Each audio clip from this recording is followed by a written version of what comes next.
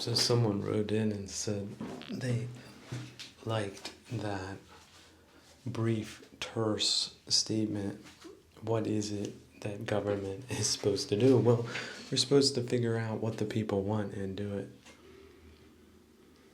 And if they have some ideas what they think should be done, and they should have some ideas on a strategic level, they should propose them and put them to a vote, or be the person that people voted in to do that. And if it goes wrong, they do carry the responsibility for that for a certain extent, specifically the execution. You can have great ideas, you can still execute them poorly, and political worldly people should be skilled in translating ideas into worldly realities.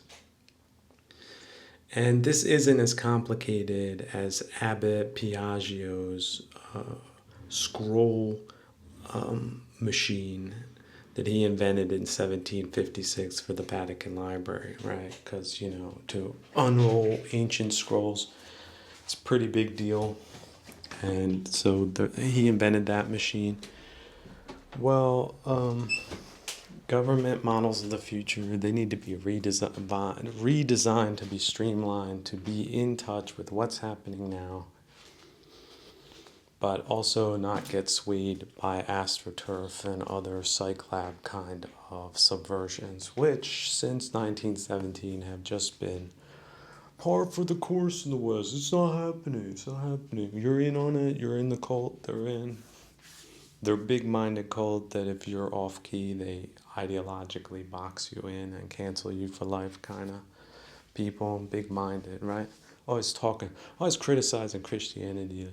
The one and only God, making it look ridiculous. But they're not even an iota more big-minded. If you're off-key, you somehow cross them. That's it. So they're big-minded until they're not. Don't fall for it. But yeah, government, it needs to be more efficient. It needs to be more in tune. If something goes down, if there's an incident that is endangering people's lives, they need to be quick. They need to be able to draft and enact legislation quickly. And there needs to be organized responses. And if they're not, those things need to be eliminated as well. Any type of bottlenecks, they need to be eliminated. Political lobbying needs to be declared illegal. And people that were engaged in political lobbying need to be not just investigated, but called into account for what they have done, specifically if it was not in the national interest. And I would say that's probably, let's say, 50% of the legislation that's happened between 1912 and today. So that could be a bill right there. You could have a committee of people just working on that.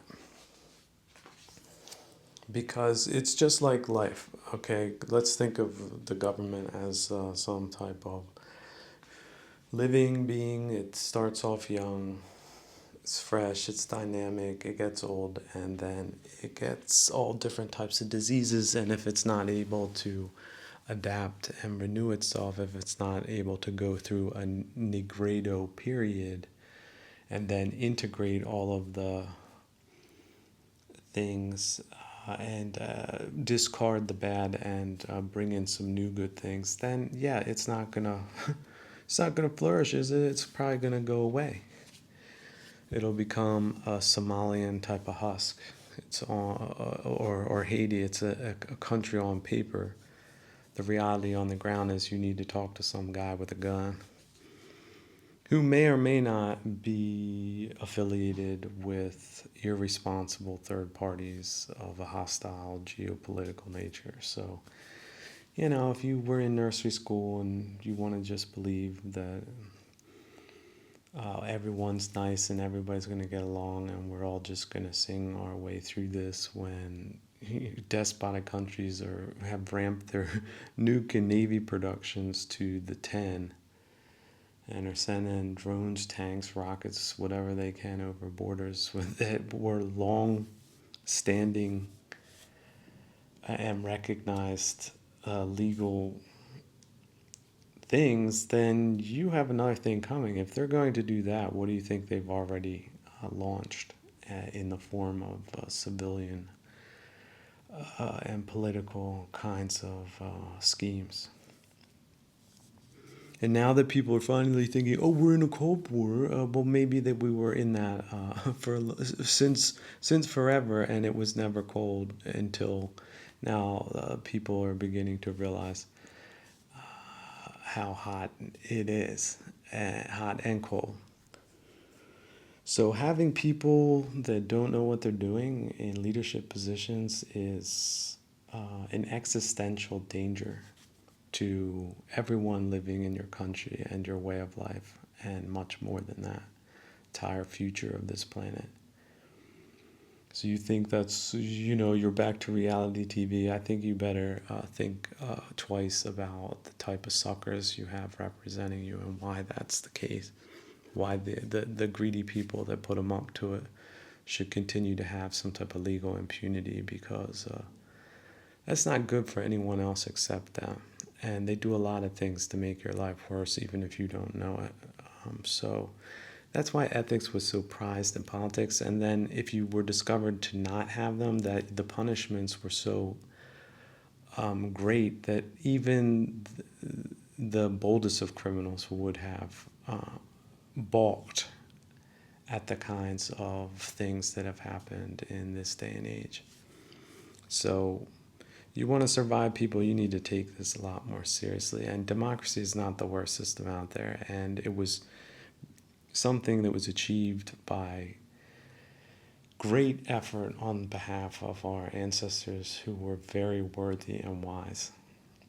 And to just let it be trampled and trodden and subverted and degraded and flipped is not what stewardship, insight, or innovation looks like. So snap out of it, people. Wake up. This is bad news. And people, you need people that know what they're doing and what really is going on, and not just taking people at face value. You can't get a bunch of duds or tolerate duds politically. That's not the culture going forward. So if you were a part of that, F you, and you're going to get thrown out eventually, and probably get something on top of that as things get crazier. But if you're a person of sound mind and body and know what I'm talking about and realize how important ethics are, you and everybody you know should be getting politically engaged at this time, and throwing four sets of eyes on the people that have what they've been doing, what type of ideological things they've been engaged in, what type of statements. Do they look funny? Who are the people behind them? You need to start asking these questions, because you're little Durantius reporters and bubble-fied dopes, they're in on it on some level. That capital just gets transferred here to there, and it's the old boss and the new boss type of thing. So we got big problems at this point, and it's probably best to admit it. And that also means all options on the table. That's just the way it's going to be. This is an existential situation, and there is no way in hell you should be sitting back and taking it easy at this point, because these coasters' wheels are about to fly off, and they're going to take everyone with them when they do. So keep that in mind. This is a wake-up call. Again, I've done it a couple of times, but you need to see this for what it is and not how it's been portrayed. This has been disaster for the West these last 10 years. Here's a saying that came to me. I might put it on a t-shirt, so check the links for t-shirts on sayings like this. But sticks and stones may break my bones, but a robot can never hurt me. Or you can put it, a machine can never hurt me. A human machine can never hurt me. It's that sort of, a robot, like a human robot, an automaton maybe, Maybe that would be better then, because of course robots and machines, real ones can hurt people, but not these ones. So you could think of people as sort of machines, especially certain kinds of people that you may have assumed were on your level, but if people don't have all that much autonomy, like they'll have a spectrum of interests that might be self-serving, but if they're overridden by, for example, even an ideological lens, they've been trained to see the good thing is the bad thing, and the bad thing is the good thing, and treat the good thing as the bad thing, and the bad thing is the good thing. If they've been done that to them, their wires have been crossed like that by people that were in authority and they were sort of peer pressured into it. And they treat you that way because of that. According to Gurdjieff, that is not something that should hurt you. The only thing that would be hurting you in that case is your belief that there was autonomy there in the first place.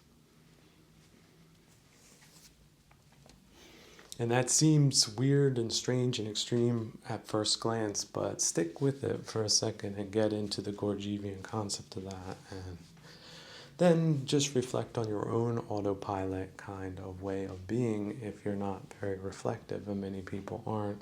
It's not normal to deep dive into excruciating self-analysis and also self-betterment. That's the other thing. Like a lot of people, they trust psychologists, but they really shouldn't, because why did they go into it? Well, they're not, because they're nutty to begin with. Then what did the real nuts amongst them do? Well, they bent the whole frame of psychology to fit their extremely vulgar and misguided proclivities that they didn't want to be considered socially reprehensible for engaging in. So how messed up is that? I guess that is sort of a pathology in a way, a political pathology with psychological attributes. So look, the point is, don't get hurt because of mirages. Don't let mirages hurt you. How about that would be a great t-shirt? Don't let a mirage hurt you. It's us just thinking certain things are real, like that love is being reciprocated when it's not. You just got sort of something there, not someone there. A something that appears to be a someone to you in a mirage-like Mara kind of well-known way. And conversely, what do they think is you is just an avatar for them? What are they projecting on an egoic mask? And what does that have to do with you? What does love got to do with it in that case? So don't fall for the love trap. But do realize that if you are experiencing love, that's great for you. You have manifested the fruit of the Spirit, or at least one of the good fruits. And so you can love all sentient beings, all living beings, wish them all well. Because that love you're generating and feeling, that's yours. And it has to be authentic to be authentic. You can't just say, oh, this sounds corny. And if you do that, you doubt, your mind finds a problem with doing that, well, then the process will stop and you will get bupkis out of it. That's true. But love is a subjective feeling, and it's generated internally all the time. It's just many times we believe that we have the preconditions for it, when they might not be there, and then we let ourselves experience it. But that reservoir, that energy, it's always there. It's just not being skillfully applied or manifested because, again, the conditions we put on it aren't being met, but we can playfully experiment with those conditions and sometimes remove them and do something radical like make that statement. I wish all living beings well, really the best. All fish in the sea, have a great day. I am not fishing you. I have everything I need from these wonderful plants on this wonderful planet, under this wonderful cosmos, within this wonderful universe. And isn't that wonderful? I wish you all a wonderful day. I hope you have the best day ever. I hope no other fish eat you.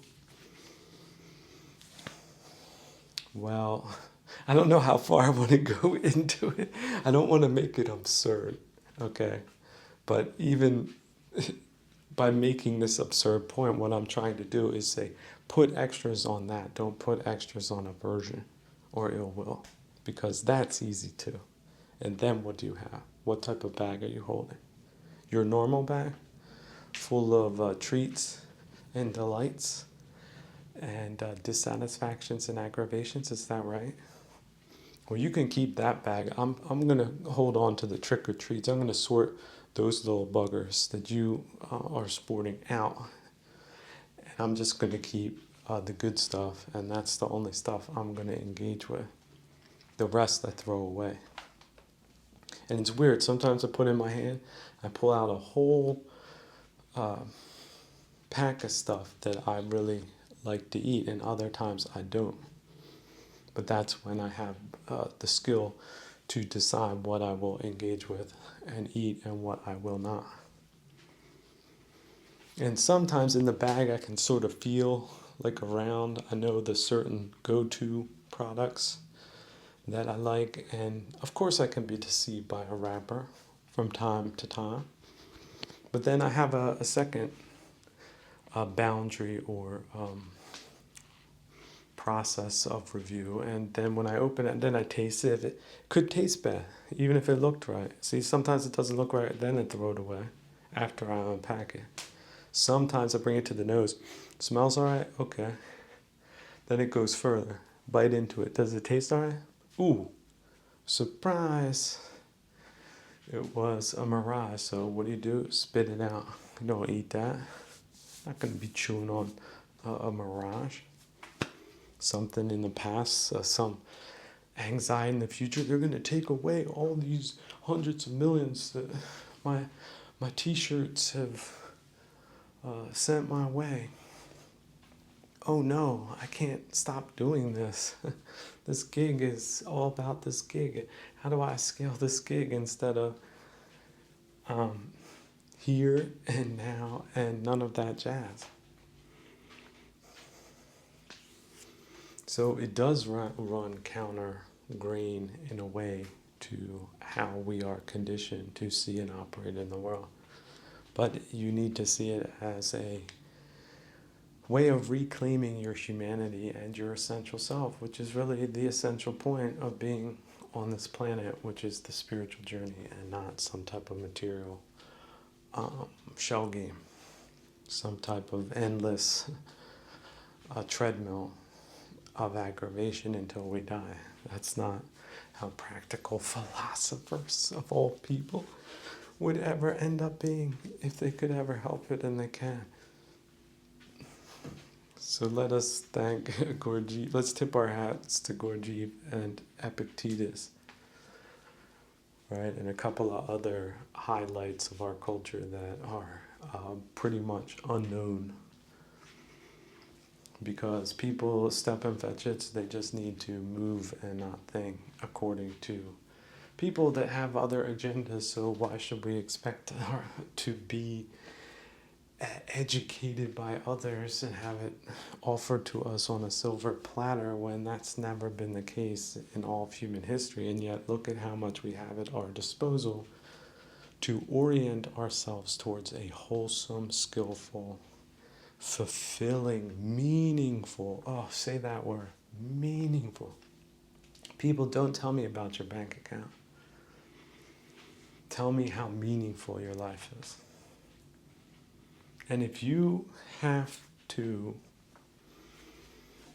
distill meaning from allowing yourself to be bit by a mosquito and not slap it and kill it, something as ridiculous and crazy as that, to spark that process, then do it, because there's no straightforward way to it. In fact, many ways are blocked, which is why people feel helpless.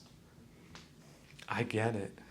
Like people who feel trapped, people who can't move, people who see nothing in front. I can completely relate with that way of seeing things, and so can very many other people. But the great thing about purgatory is doors close and doors open. Patience and Wu Wei is a completely different way of being. The wind blows, the grass bends.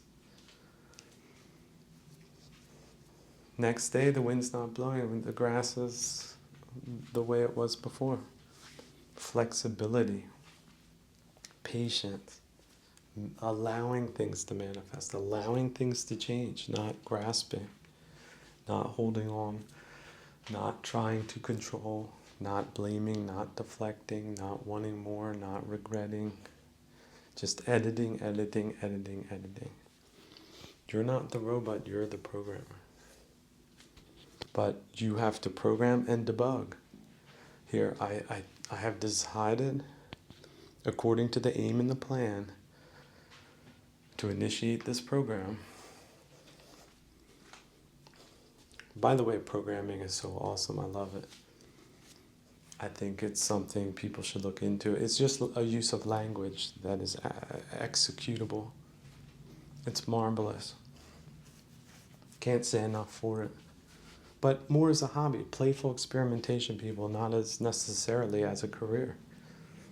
Just little dumb things, being able to interact with real machines. Like, I love computers. Computers have given me such insight into machines, into deterministic ways of existing, and that it can be used for wonderful, marvelous things, great things, mathematical things, just wonderful mathematical things. Connections, all different types of manifestations, and look at it, it's pure magic. It's pure magic. It's practical magic. That's what it is. It absolutely is. People say magic doesn't exist. What about math, dummy? Math is magic that works. That's indisputable. And yet, look, magical predictive powers, like using an algo, I can predict, right? X, Y, Z. Instantaneously. That's magic, bro. Or broette. No, I don't call. There's no broettes hanging around me. Ladies, right? Very noble ladies. There's none of that around me, right? So, and I like that code can be broken as well. Like, I like the types of bugs that can arise, and I like the playful experimentation aspect. I did this, it does it then this way, but I could do it this way and get the same result, but it's more concise. It's very straightforward, and it's very powerful. I really, it does appeal to me on a lot of different levels. But of course, it can be used against you. Like all these smart dumb phones, they're being used against you, making you more robotic and less autonomous. So in a way, it's the war of the machines, it's the war against human autonomy. But on the other hand, there's the potential for human singularity in a psychologically transitional kind of way, where we could get, for example, from 0.101% of the world, maybe 40%, 50%. Could we get that far? Maybe. Now, some people might think that's not desirable. I think that's pretty strange take. I don't think that really squares with compassion and humanity. It's just a way of raising the baseline, which should also drastically reduce all of the mental illnesses that people are suffering from, and their health issues as well. I think that's the potential we're looking at, and we shouldn't be too worried about what kind of downsides would be if that process can be supported and facilitated instead of stunted and stopped and controlled in a way that doesn't lead to successful outcomes.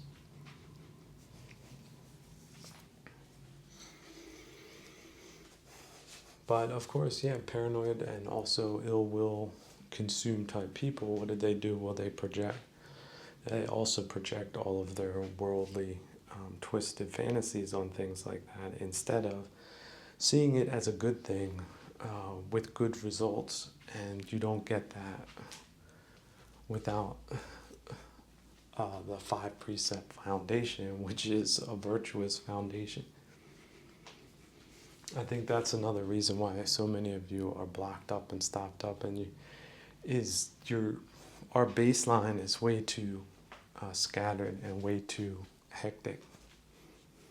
And you might think that's terrible, and it sort of is, but you're going to stay in a state of hibernation, more or less, or autopilot, until you realign your priorities and make it your priority. Now, I don't know what amount of time you should take for it, but depending on the difficulty or the austerity and the recipe of that type of kind of inner work, it could be 3, 7, 10, or maybe a series of that 3 days every weekend, something like that for years, maybe. Or at least a couple of months, take 6 months and then do that. And then reapproach life after you've resurrected. But of course, easier said than done. A lot of people, they just slack off. They burn their time. They distract themselves instead of confronting themselves.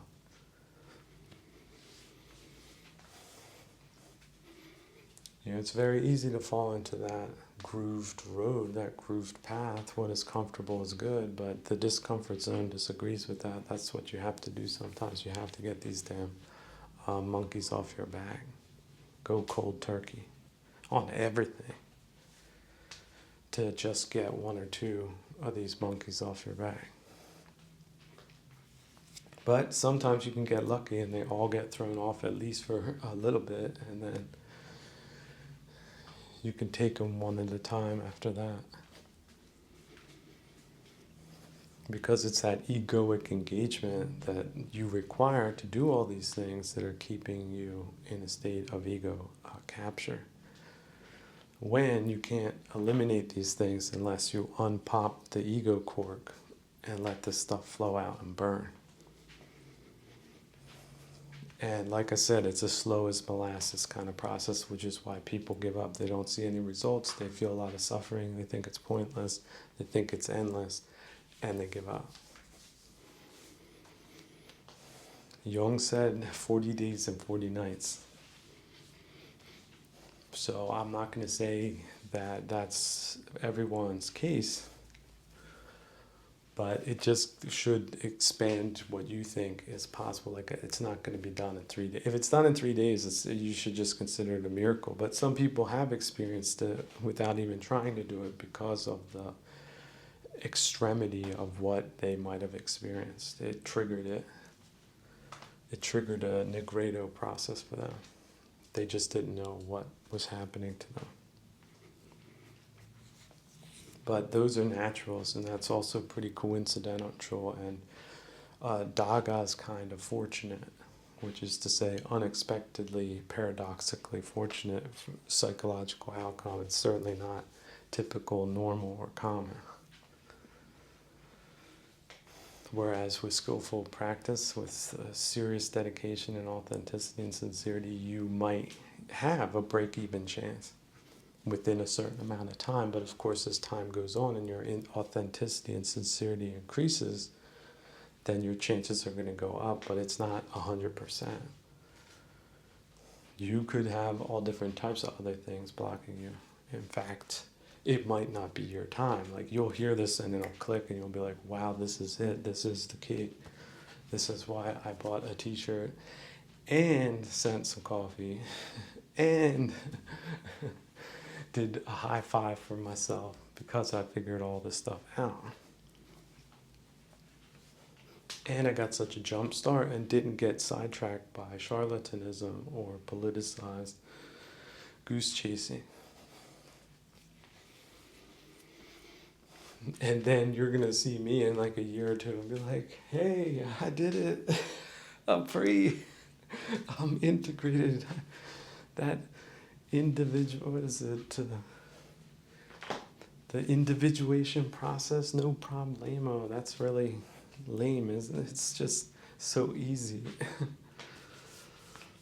You made it out to be a lot harder than it turned out to be. I just went through living hell for 12 days instead of 40. Isn't that great? Every time a fire alarm goes off, I think I'm back in a burning vehicle or something like that, you know. But now I don't. I think I'm in a clown car with a big furry dog heads on the top. It's running on electric, and that's how I'm rolling through life now.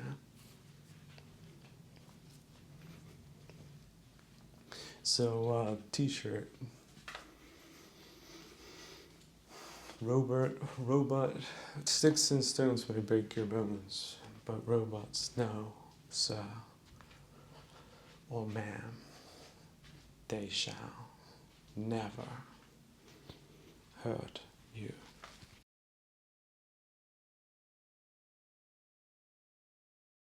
Now, someone asked about the tail-eating snake metaphor, and I want people to realize that this is a metaphor. Whenever you're talking about spiritual imagery, it's not something to take literally. There's so many stupid people that do that.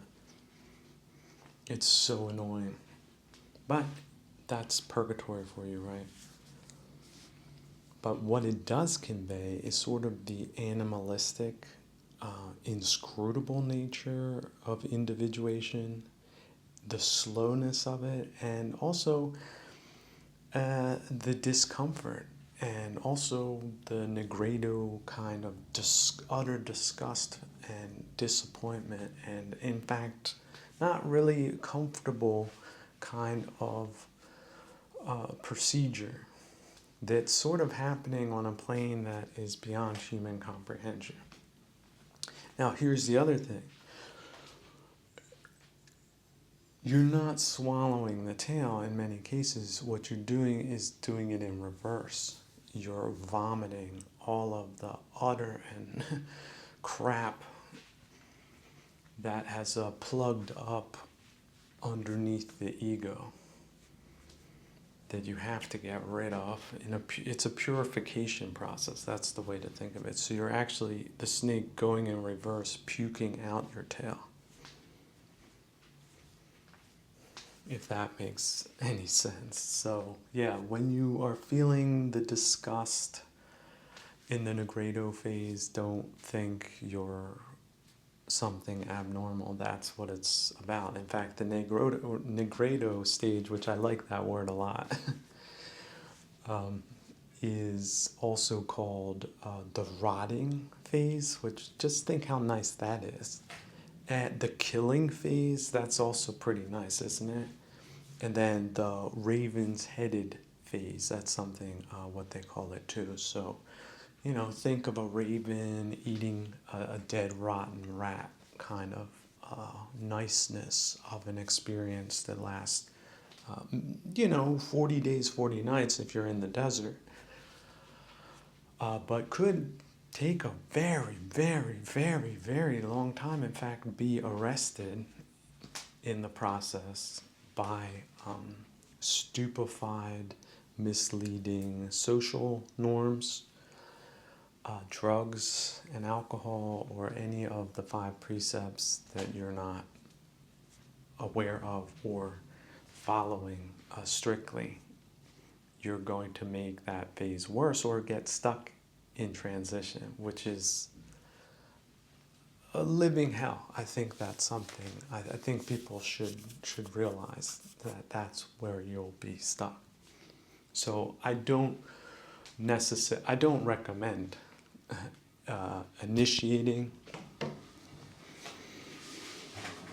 any kind of things that you're not prepared for. And that's where we get back to these things like psychedelics and stuff. People are talking about that. Well, sometimes they might trigger a Negredo phase and not be prepared for it at all. They have none of the tools. They've not really experienced enough hardship in life to ignore them to this type of process just being sprung on them, which is often what it does, because that's how it works. It doesn't happen when you want it to happen. It doesn't. It has its own timeline, its own procedure, its own way of doing things, and these things are not well understood. There's no roadmap. Your roadmap could be completely different. But there's similarities in experience. You're not all that different from other people either. It's just there's very few people that are intuitive enough, that know enough to stay with it, and then, again, embracing the discomfort. That's not something your average person is really going to do. And so that's why you see these people that are in these monstrous states of mind. And breaking them out of it, can you break a little eagle out of its egg for it? How many eagles make it out of the egg and how many don't? What's the statistic? What do the researchers say that have observed these things closely? Well, they're probably going to say it could be 10% or more. They die. Or even if they break out, they're so weakened by the experience that they die shortly afterwards. Because I don't want to over-focus on the Negredo, but I think it is a massive stumbling block, and it's the first step on the journey, and it's like being burnt alive and beaten up and wasted, rotted, killed and destroyed and devoured and pooped out. If that sounds nice to you, I don't know how I could describe it in other terms to convey to you how challenging these types of things are. So I think when people get into psychedelics, also let's not forget, a lot of people are coming from bad karmic places and they don't know it. And so they might have a whole lot more to burn off than that they're even close to prepared to deal with, and it does not help them. So there's no easy way through it, and instigating it is something you should really, really, really, really be careful about. And also, if it does happen, I think it is traditionally associated with mourning. If you look at these megalithic mounds and stuff, they had little passageways where people could crawl in And in many cases, the priest, king, magician's body or bodies were kept there, and people would crawl in during Negredo phases, probably instigated by people in their family dying or being horribly murdered or dying of disease, and that tragic occurrence is what led to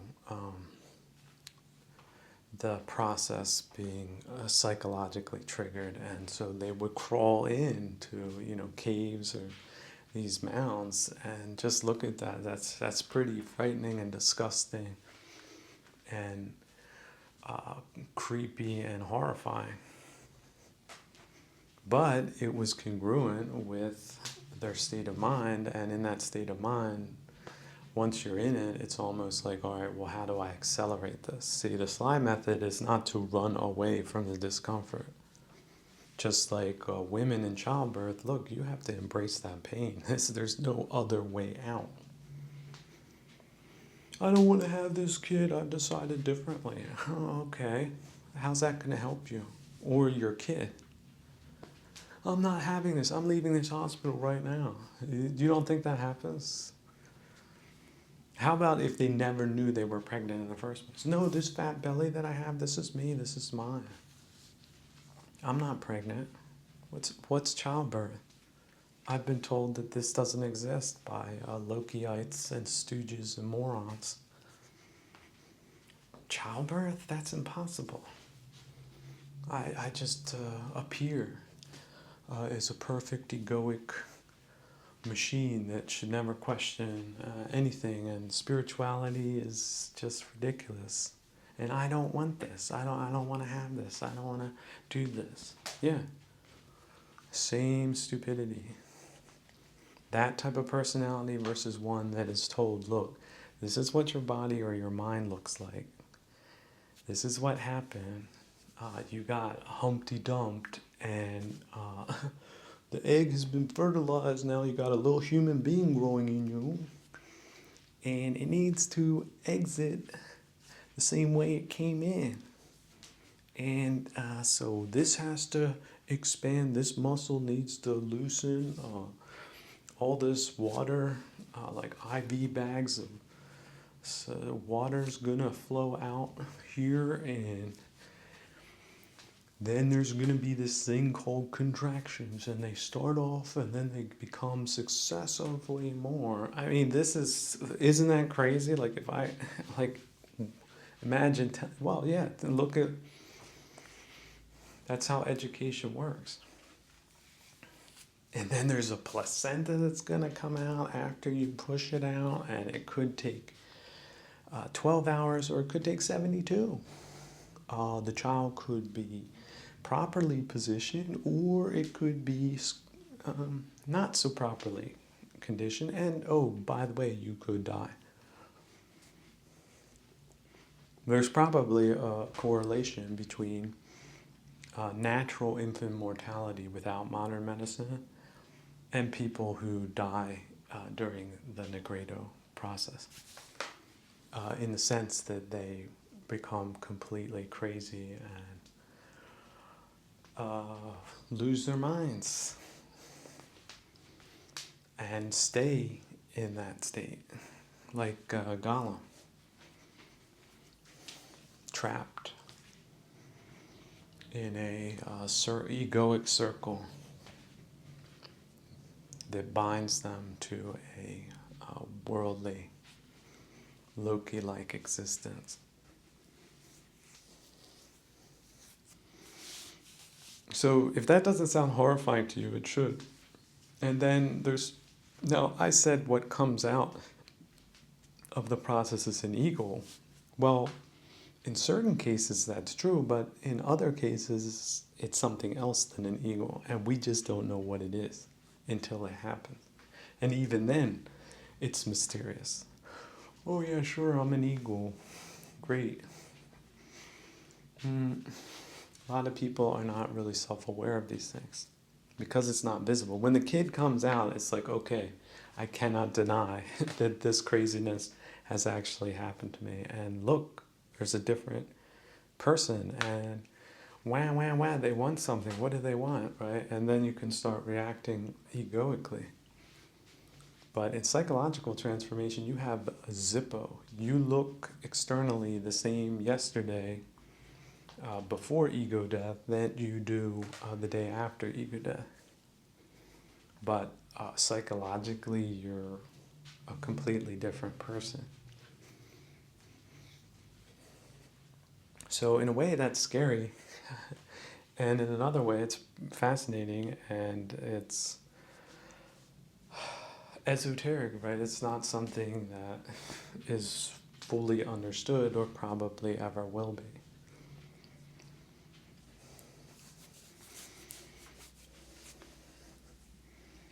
And it's really hard to put it in human terms like, okay, the transformation you go through is good or bad. It's really beyond good and evil.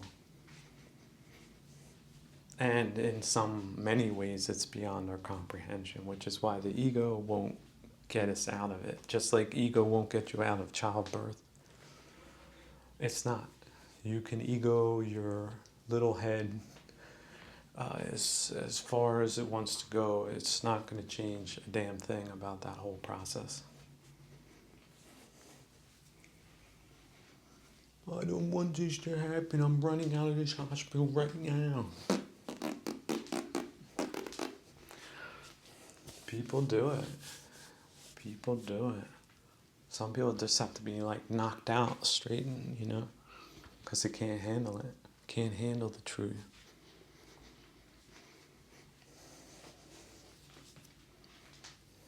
Wake up 3 days later. Oh, what happened? Oh, this little infant, it's yours. What? Yeah, stork came in and left it in the chimney. A dummy. Get to step. Why not? A lot of people would rather hear that story than one that's true.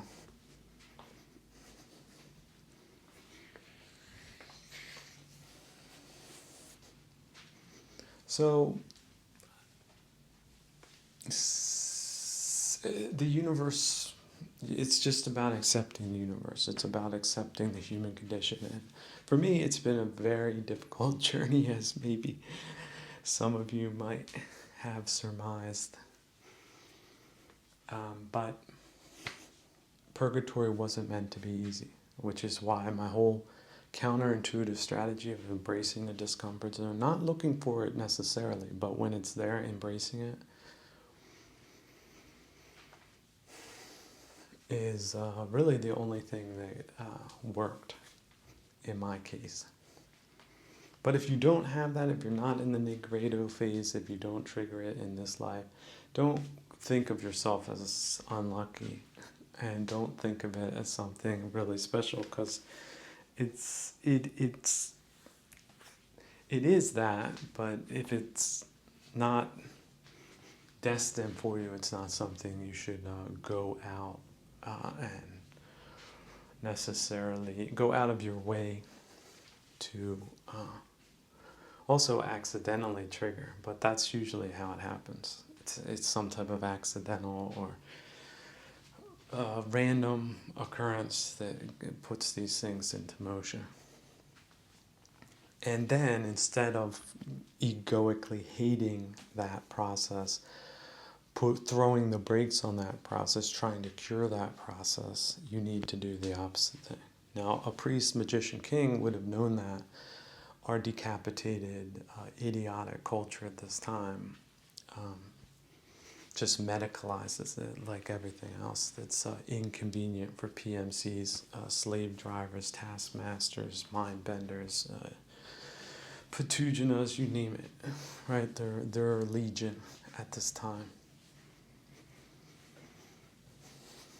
So finding people that have even a remote awareness of this stuff, not so easy. And compassion, we got a compassion deficit. They talk about the national deficit. There's a compassion deficit. People are not compassionate. They're performance oriented. You're not. Something's wrong with you. Throw it away. kind of society. I get that. I know that. But for the individual practitioner, we don't do that to ourselves, at least. And as far as others go, it depends. Family members, all right. People worth something, okay. But foolish idiots and misguided people that don't want to listen or are stubborn or doomed anyway, F them. We don't got time to bury the dead, do we? We got enough problems living under enormously difficult and toxic and hateful conditions to just even merely survive at this time of moronism. Sort of sadistic moronism on a large scale. But that's okay. Look, that's part of the garbage disposal function of purgatory, is that a lot of people aren't going to make it. You just have to reconcile yourself to that. Just like we're all going to die. That's pretty stunning truth, isn't it? Like, oh, I just want to talk about Santa Claus and Care Bears, pizza and science fiction. No, you could be dead in 5 minutes, dummy. I don't care how old you are. You got 5 minutes. What have you done here? Imagine God just shows up. Poof. 5 minutes, sucker. What have you done? Well, I was just gonna go do this and that and everything. Well, that's not happening. So tell me something else. Well, I was deceived. I was deluded. I didn't know. Yeah, that's right. You should have been a little bit more in the here now and a little less in the future and the past. So guess where you're going? It's not up, is it? Now, if you're lucky, you might get a second try. Because being born a human is a very fortunate birth. Because it's so difficult on a psychological level. Because it gives you that opportunity to transform to the heavenly realms, that your trajectory will carry you through the next dimensions, because you got your mind right here. But if you get your mind wrong here, then you know the next places aren't going to be so good either. In fact, it's an accelerationist kind of model. You were tending down, but when you die, you drop like a rock. You're tending up when you die, you can take flight. And the corny materialist, this is crazy. There are people near-death experiences that they saw this flash of light and then they saw their dead relatives. And even Jung had one of these. Talk to God, talk to the angels, all these things. Met with devils, yeah. Some people just like bad trips, right? Some people are, in the heavenly realms, and other people, they're given a flash of where they're going. Like, guess what, sucker? We're going to get you. And this stuff is so believable. It does change people. That's why I don't recommend psychedelics. I recommend you work on the 5 precepts before, for a long time. So that you're that strong for really any challenge, but including Negredo, which is really in many cases the ultimate challenge.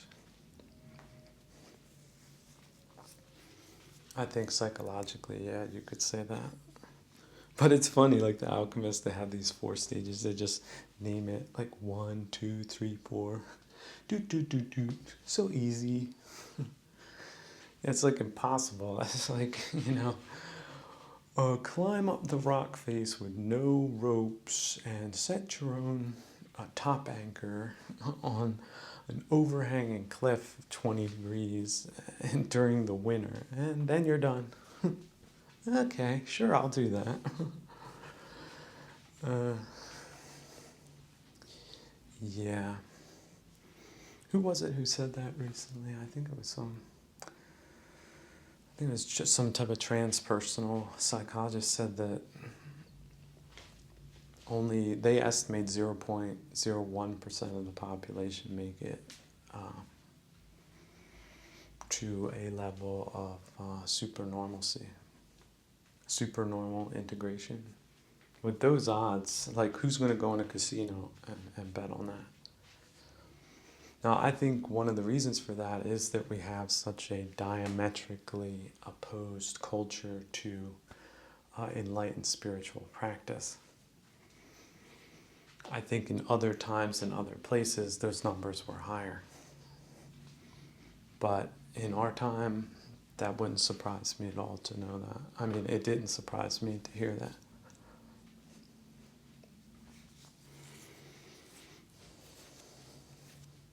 But yeah, look it up. Those 4 phases of alchemy are pretty fascinating. I like that. So what precedes Negredo? Well, then you've got, was it the white, the yellow, and then the red phase, that heavenly nectar at the end, just the best.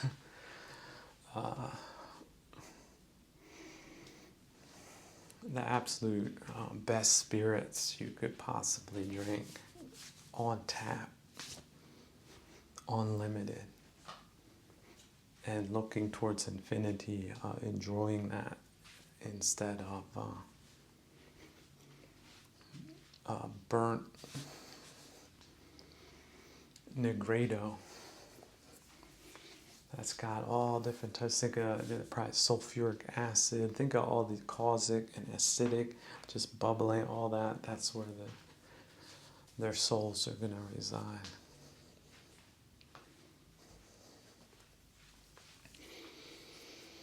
So don't envy misguided people. Don't envy people who discount spirituality. They're very, very, very, very deluded. On the other hand, trying to do these things right, you require a lot of skill, a lot of intuition, a lot of patience, and a lot of endurance. If you don't have it, you're not going to make it. I'm going to be the first person to tell you that. You don't take the seriousness, the level of seriousness to this game that you should, you will not make it, period. You will not make it.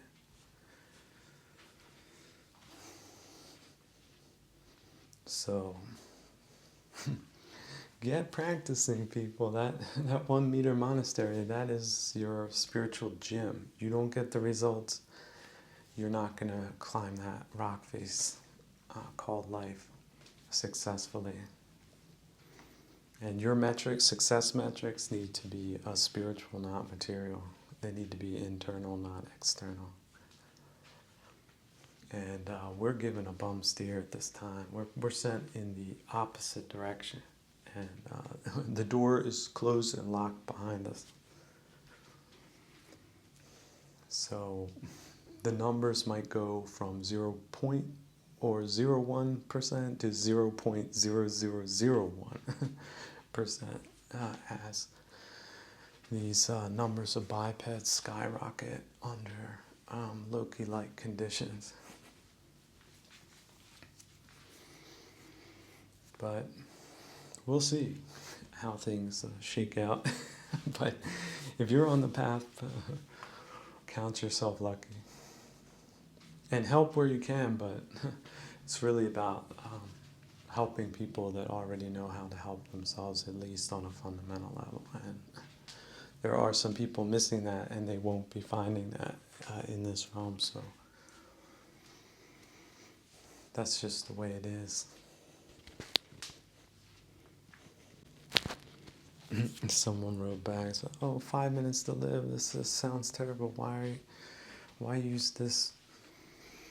This is not motivational." Well, first off, it's 2 minutes to live. And second off, that's intentional. It's not meant to bum you out. It's first off, it is the truth. Second off, the whole point is to instill in you a sense of immediacy and also a sense of appreciation. You don't have time to waste in aversionary things, for example. Ill will, drop it now. Greed, drop it now. Delusion, see, drop it now. That's one of those things. Death is a great friend. Just imagine his bony hand sticking out to you to shake hands, because that's what he's going to do one day. But see, he just dispelled illusion for you. In the moment, you can see that clearly. Like, look at the joints in that bony hand. Look at the yellowness of those bones. Death is as real as a heart attack. How many people died right now on a planet of 7+ billion people, do you think? Where's the statistics? Where's the running clock? You're special. You're not going to die in the next 5 minutes. Why not? You could. So that immediacy, carry that immediacy forward in everything you do. Don't get bummed out about that. That's going to happen whether you're bummed out or not. What it's supposed to do is give you that feeling of immediacy. And also to empower you to drop whatever it is that's bothering you, because it really isn't as important as death, is it? You need to start looking at the big picture if you haven't been. If your mind has been in the little pinball game called Purgatory, give yourself the big picture right now with that thought. That's what it's intended to do. It's intended to convey that immediacy to you, and that immediacy should never leave you. But it does help to refresh it, because we're dumb animals and we forget these things and we get caught up in things. And then we prioritize these things, and then we cause all types of needless suffering for ourselves. That's the point. Death is the liberator, the idea of death, the reality of death. I don't want to look, it's scary, it's scary. Look at it, accept it, internalize it. Your life, yes, you're alive right now, you're healthy. Where's that gratitude? Where's that immediacy? Where's that lived, manifested reality that now just starts to sparkle up through your body and give you a new appreciation for the optionality and intentionality that you can also bring into this realm via skillful means and methods and perspectives and lived convictions, sincerities and authenticities. Where's that essence now? Did you shine that brass a little bit? Because it could have been dusty. This thought, that'll blow that dust right off. When death steps in, all other BS goes out the window. And see, you're looking in one direction. Well, death is looking at you from behind, so turn around right now. You don't want to look? You don't believe me? He was standing right there.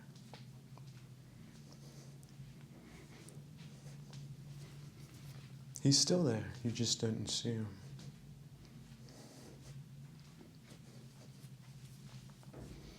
So appreciate this moment. Appreciate the immediacy of life. The reality of here. See it capitalized. Here. Say here, here, here, here. Whenever you find yourself, your mind wandering off in a crazy direction, here. No, it's about here. It's only here. Here, here, here, here. You're in a bad place, it's only here. It's not over there. What is here? Why is here bad? This is life experience. It's neutral. The jungle is neutral. Yes, it is. A scorpion jumped out and bit my foot. Well, it didn't want to meet you. Had no intention of doing that. You're the one that stuck your foot in the wrong place. But of course that can happen. It's random. It's changing forms and conditions all the time. You looked, you stepped, you didn't see it. It's not your fault. It can happen. But now, that little speech I gave about death, maybe that will return to you. But maybe you won't have the time to benefit from it. But maybe you'll recover. And then maybe you'll appreciate life a little bit more than you did before. Is that how this realm works? Does it sometimes take a near-death experience to change and shift our perspectives from one of doom and gloom and depression and pessimism into a feeling of buoyancy, wonder, awe, appreciation, compassion, beneficence?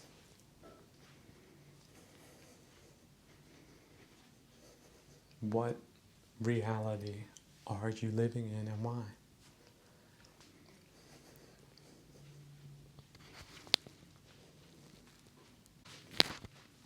So here's a subtle difference for people who have crazy thoughts. Look, we're people, we're human beings. All of us have crazy thoughts at some point or another. Now, if we take the alchemical truth,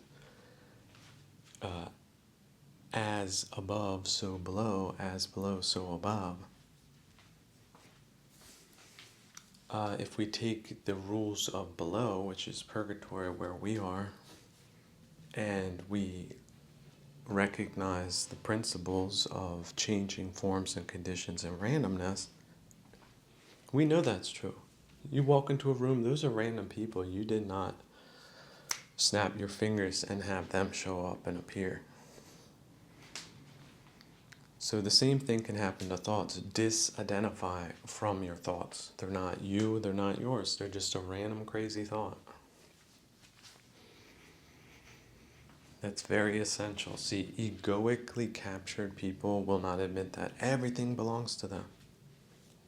There are fingernails that they won't cut because they're attached to those. There are defilements, they're attached to those. That belongs to them. So me, mine. Big baby this, big baby that. Everything belongs to me. Bad thoughts, they belong to me too. They're mine. I generated them. Well, no, you didn't. You didn't generate them. See, there's people, they hear voices too. Like really crazy people hear all different types of voices just having conversations with themselves, and they're just observing them. When you have a dream, did you make that dream? Were you the one that composed it? But it's still yours, right? Because you dreamed it? This is the problem with just normal, common, vulgar people that have not reflected one iota on these things, would just naturally assume that everything they think belongs to them, but they have no idea of psychomechanics or how this world, this spiritual dimension works, and that there's a big difference between having a nightmare and attributing all of that to you. So the bad day you're having, it's like bad weather. The sky, there's clouds in the sky one day, and the next day there's not.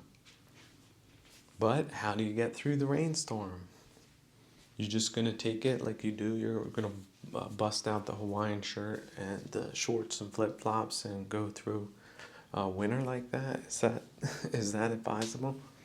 Oh, it's all the same. It's just my mind. It's my thought.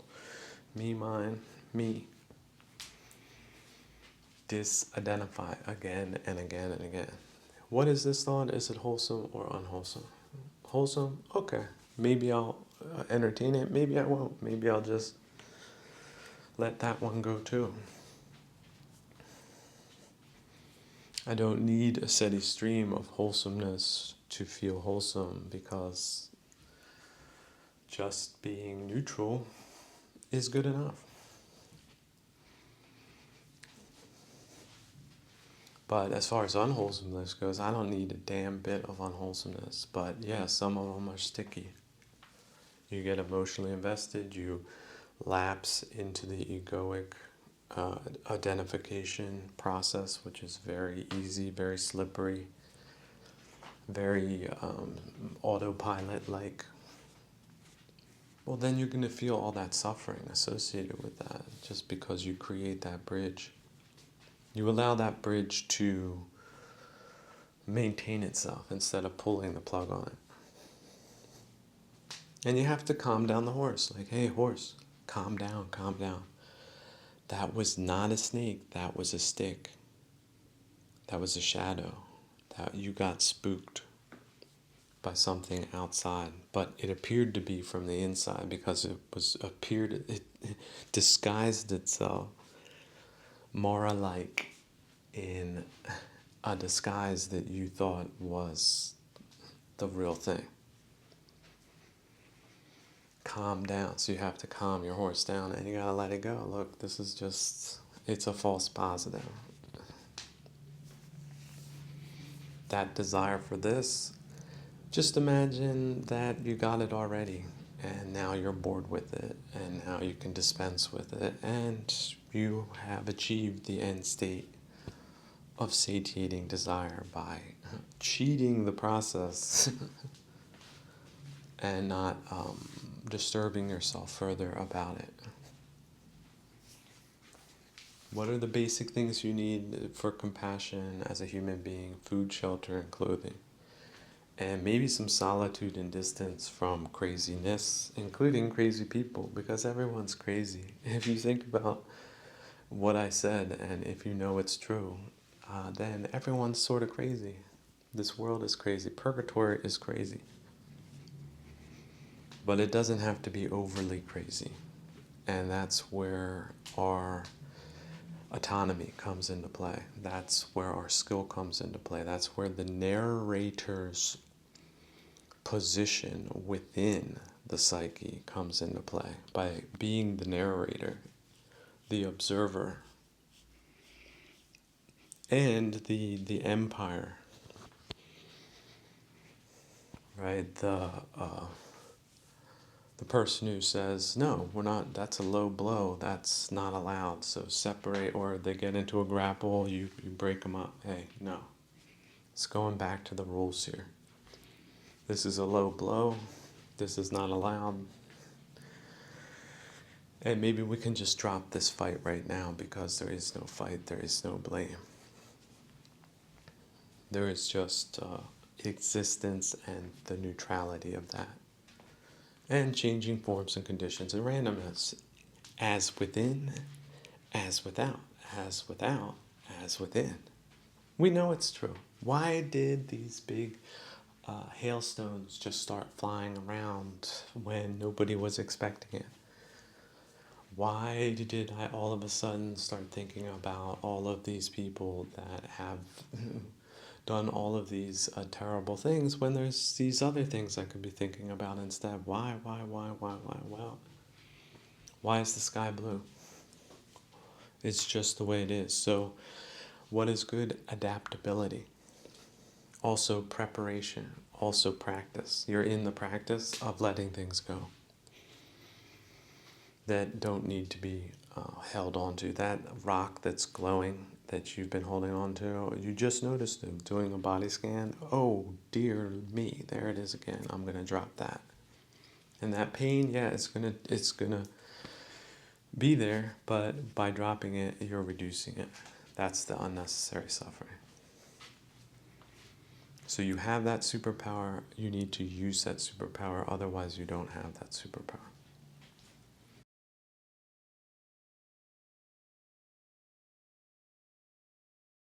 Now someone wrote in and asked, well, what about the psych lab people? Is spirituality for them? And look, psych lab people need real psychologists that deal with really crazy people. You know, for example, you're a woman, you think you're a man, you're effing crazy. You don't need spirituality. You need a psychologist that hasn't been subverted by 1917ists.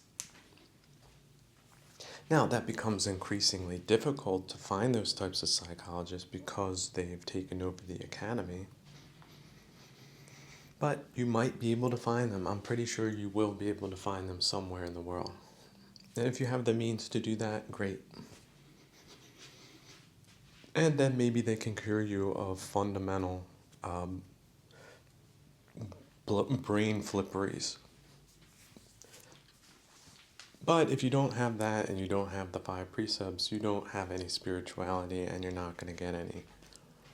And you reinterpreting the 5 precepts to suit you is just a narcissistic and kind of covert sadist kind of way of slipping your way in to groups that don't have to accommodate you, nor should they. Because you're not going into it with the prerequisites for it. Don't like to hear that, you feel like I'm a meanie, well then go away, I don't care.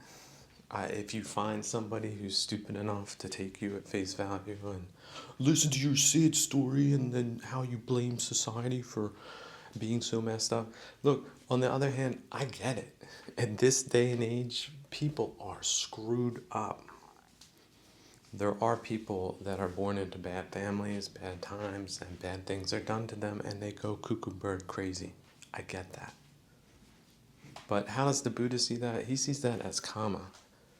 He does not see that like, oh, well, we should be accepting of all these people that have no intention of being spiritual, but claim to be that. And then they get really mad because they've been excluded from the group that they wanted to mess up or browbeat into saying things their way. Because we're in a non-dual world. We're all the same. You can't keep me out. That type of agitator. They did it in politics. They'll do it anywhere. They did it to kindergarten groups, libraries, museums. What else haven't they wrecked? Spirituality. Yeah, no, you need the basics. You need basic ethics, and you need the 5 precepts. And if you're already crazy, like I said, there's specialists for that. That if they haven't been flipped themselves, they're the ones that you should be going to. But as far as tolerating them because they can mimic a couple of talking points, that's not what spirituality is about. Let me tell you, I want to read the suttas for. I know a couple weird and bad things happened to the Buddha, like Devidata, and there was an insane woman who claimed that he felt her up or something and tried to raise a mob to have him killed, and I do believe some. So now, of course, the Buddhists, like I said, these stories are sometimes airbrushed. I would like to reenact that scene where some monks with some kung fu came and put that mob to sleep. Because it didn't go any further, but I think it's sort of told in a way that it was just miraculous instead of the way it probably had to go down to disengage from a totally and utterly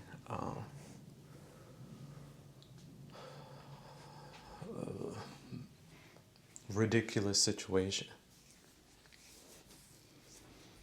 But let's not forget, Buddha wasn't a one-dimensional Odinial figure. He knew that this place was purgatory, and that Mara really did have the leg up on the Denzins here. So you can imagine his non-surprise. It was just a baseline, total enlightenment the whole time. Live or die, total enlightenment.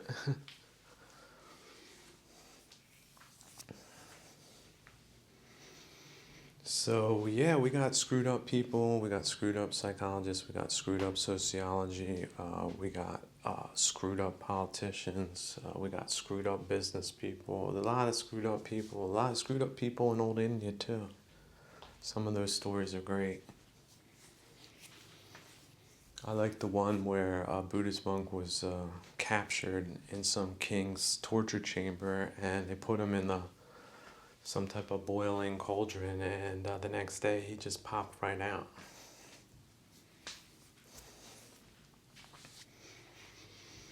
And then when the king said that to the head torturer, yeah, you got to let him go, and then he did that, but then he told the king that because the king had told him that anyone who had entered his torture chamber would not be able to leave, that he told the king that he couldn't leave then.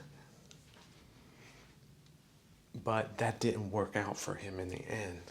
He ended up being boiled himself, like some kind of pickle, a sadist pickle.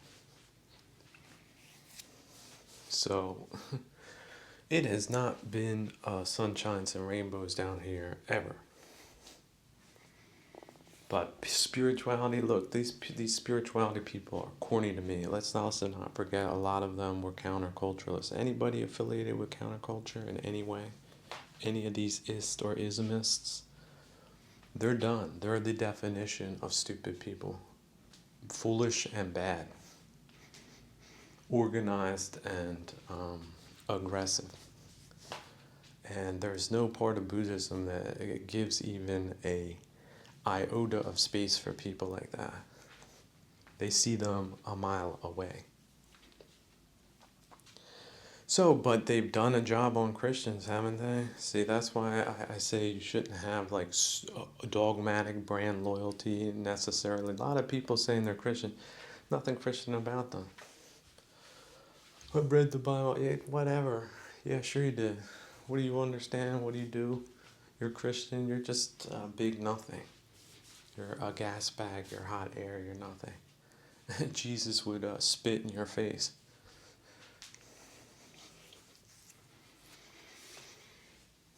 So, look, labels are labels, realities are realities, and people, this is Mara's kingdom, so do realize that there are a slew of godless toads that went into religion because they thought it was an easy gig.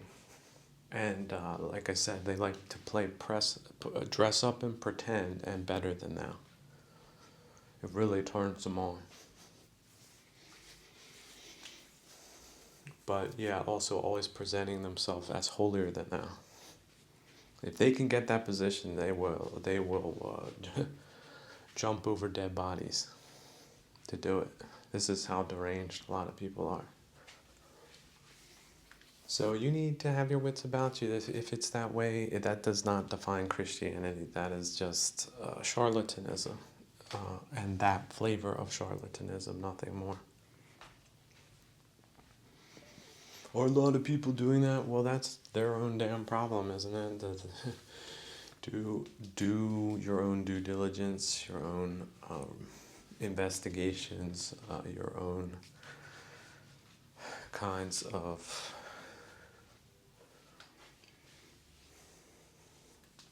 philosophizing.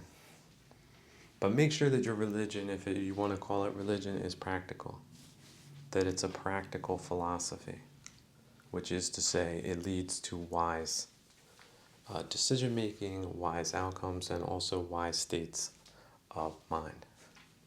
Also wise ways of dealing with other wise people, and also avoiding and excluding the foolish. Do you have crap in your water? Well, filter it out. There's different filtering methods.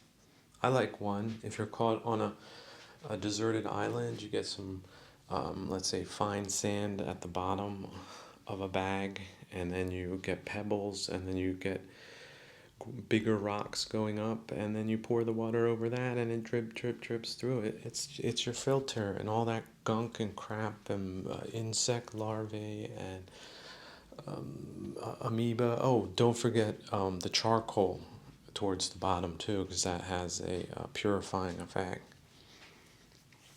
You can just take some ashes from a fire and mix it up. Make sure there's some charcoal in there.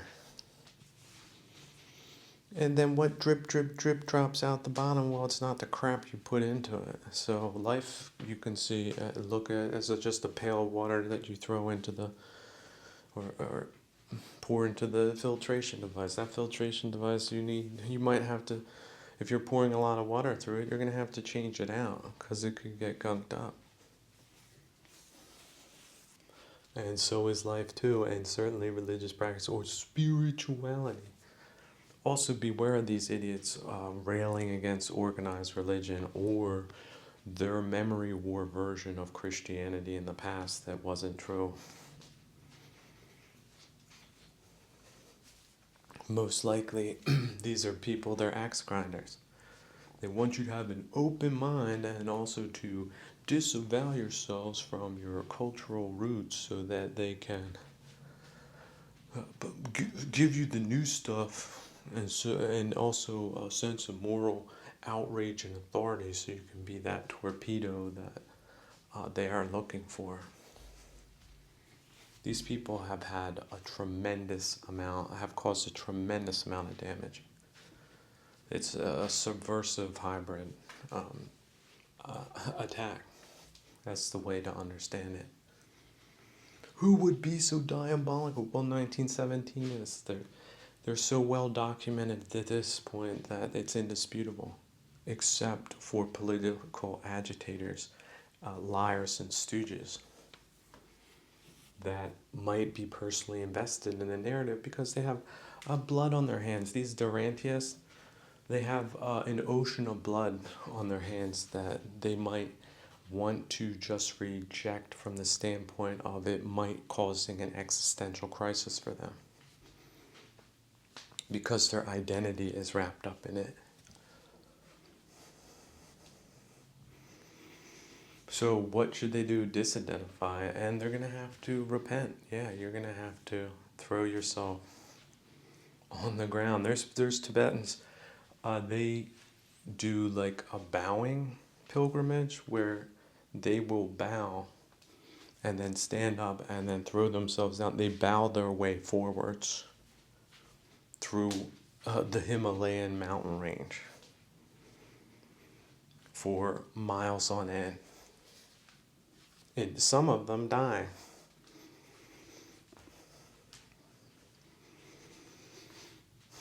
But that might help them reclaim a little bit of karma because going unrepentant, like a full-on chrome torpedo stooge into the afterlife is not advisable by spiritual people, except the ones of the flip variety. Say that that's okay. Jesus loved everybody, didn't he? Just a nice guy all around, just a perfect kind of nice dude.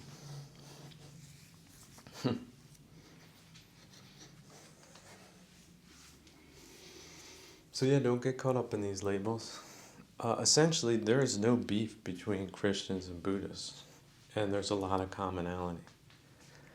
The differences are just optics and misunderstandings. Except perhaps for the overemphasis on the monotheistic part. But look, that's just the flavor of things. You want to envision God, which you can't envision anyway with your limited mind. You want to envision him as a mono, in terms of monotheism, go ahead, do it. You know, the color black, it looks like goop and has nothing in it, but it actually has all the colors in it. Negredo is the process, right, where the black gets turned into, the black is refined out of the blackness. The goop is refined out, and the good stuff is left over. So, uh, this is our life is a long spiritual journey, and just calling yourself something isn't an adequate substitute for real practice.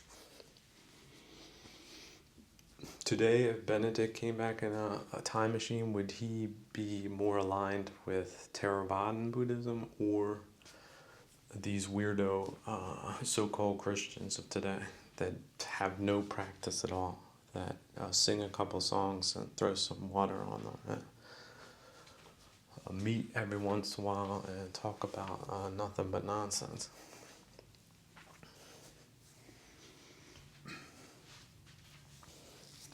Well, people in the know, but there's a lot of people not in the know. So, what populace is going to point the finger and say, "Oh, this man, he's not a Christian. He's some type of weird spiritual Buddhist. Who knows what?"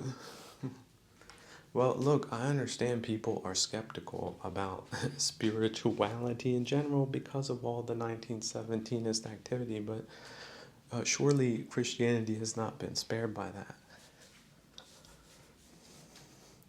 It's an institution. We're talking about institutional capture in hyperbore conditions. So, are we talking about a full capture, half capture? Who are the dogmatists who are going to make it the real thing, damn it, that wasn't the real thing to begin with? So, all different types of crazy people surrounding religion and spirituality, but that doesn't discount the real stuff. But I do understand that a lot of people are put off by the wrong stuff, and that's sort of by design too, in a materialistically oriented, uh, secular, sec booze drinking kind of crown.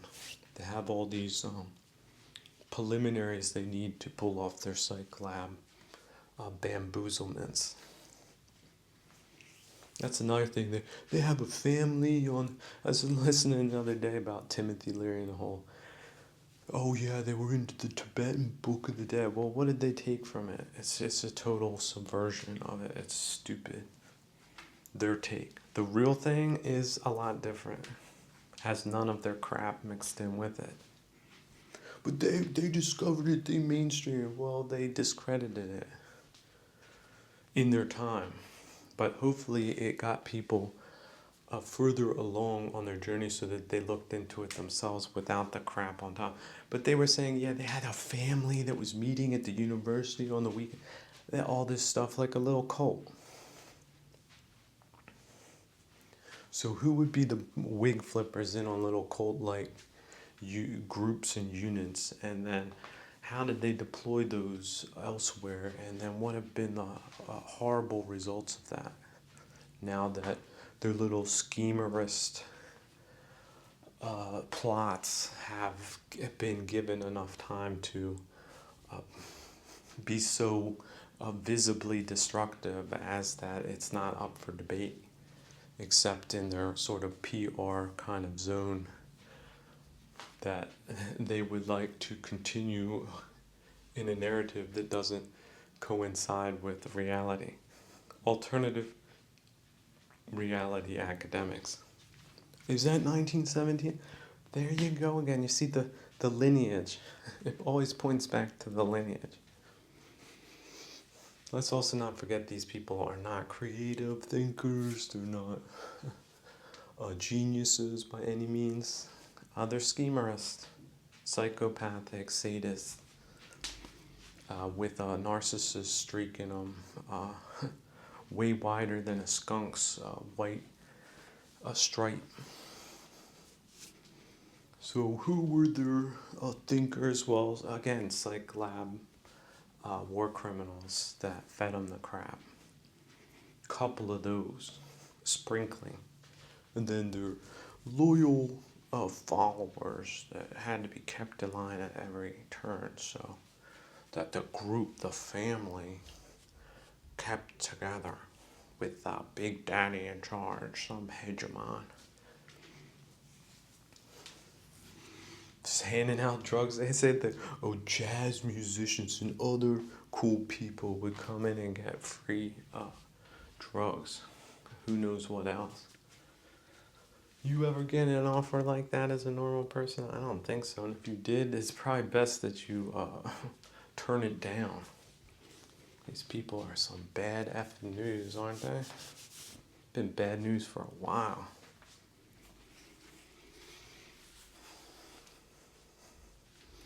So what do we got? Tax brackets, collecting money and delivering this.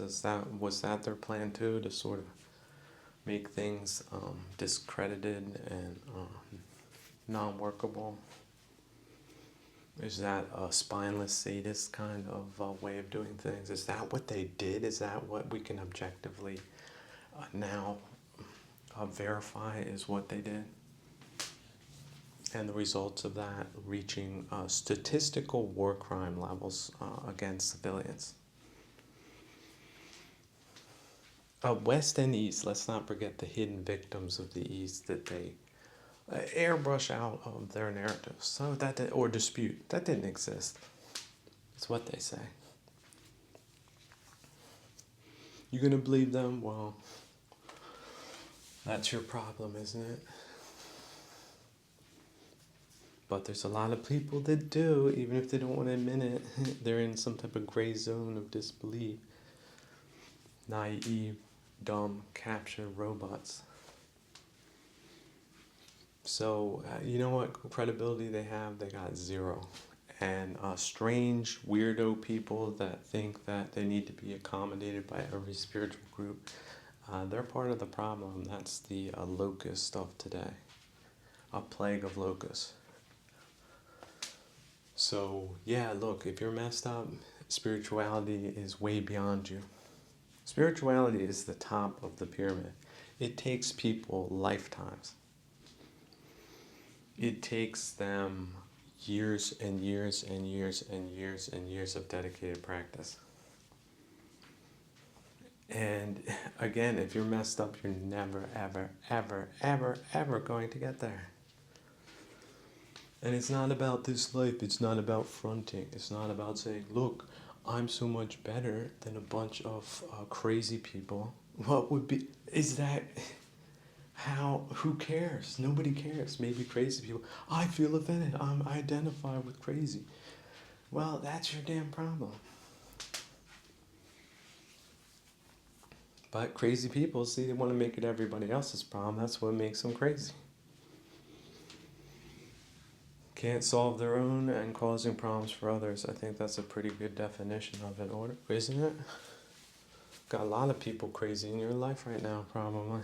But maybe it's a manageable kind of crazy. But as far as rando strangers out of nowhere claiming to be spiritual and being messed up, who has to put up with it? Who's got time for that? You think you've got time for that? You're going to be open and welcoming to every old story in the book? That's your spirituality. You're defunct as a human being. You're not good. Your goodness is defunct.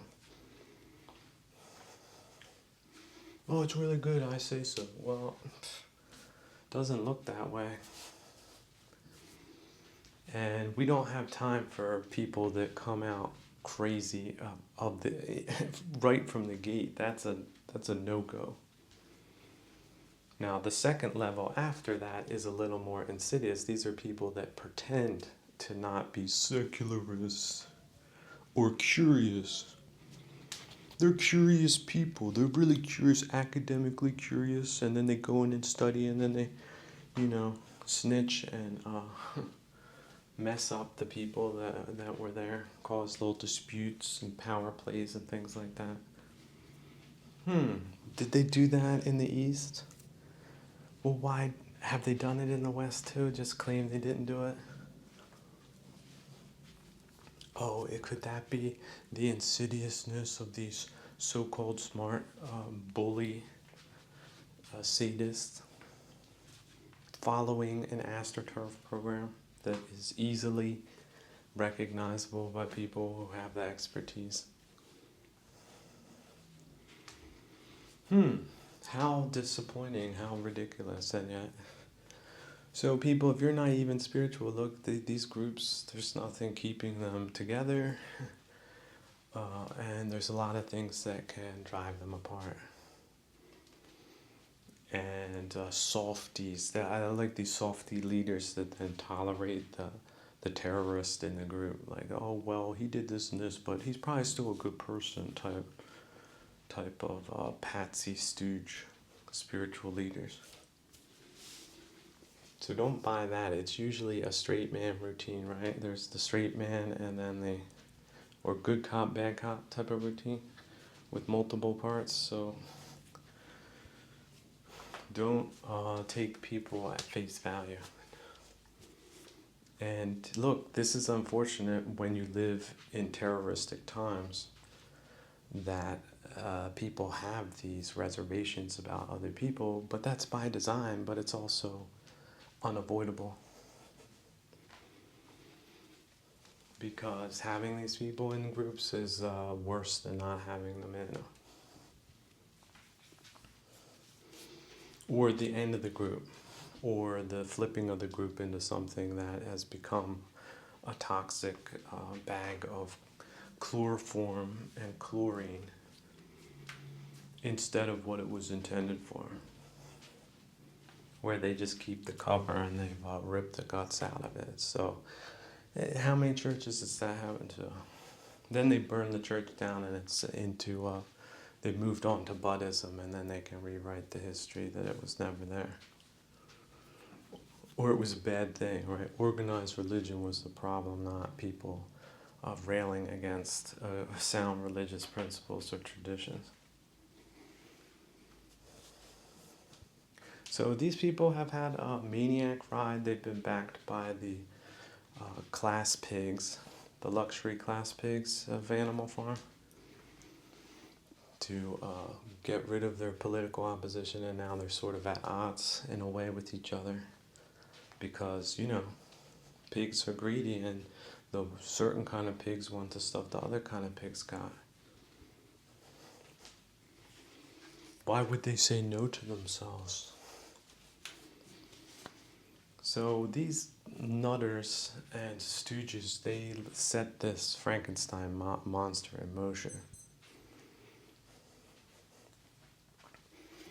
And they should be recognized as the main problem. But that secondary problem, boy, does that stink. That's like a fresh, ripped open garbage bag full of rotten pigeons. Something like that stench that they've unleashed on civil society. So you don't have to accept one or the other. And yeah, spirituality has a bad rap, but not all of it is bad. But there are bad actors in it, so nobody's perfect, right? Nobody's a living God. There are no leaders. There are no really teachers. There are just students.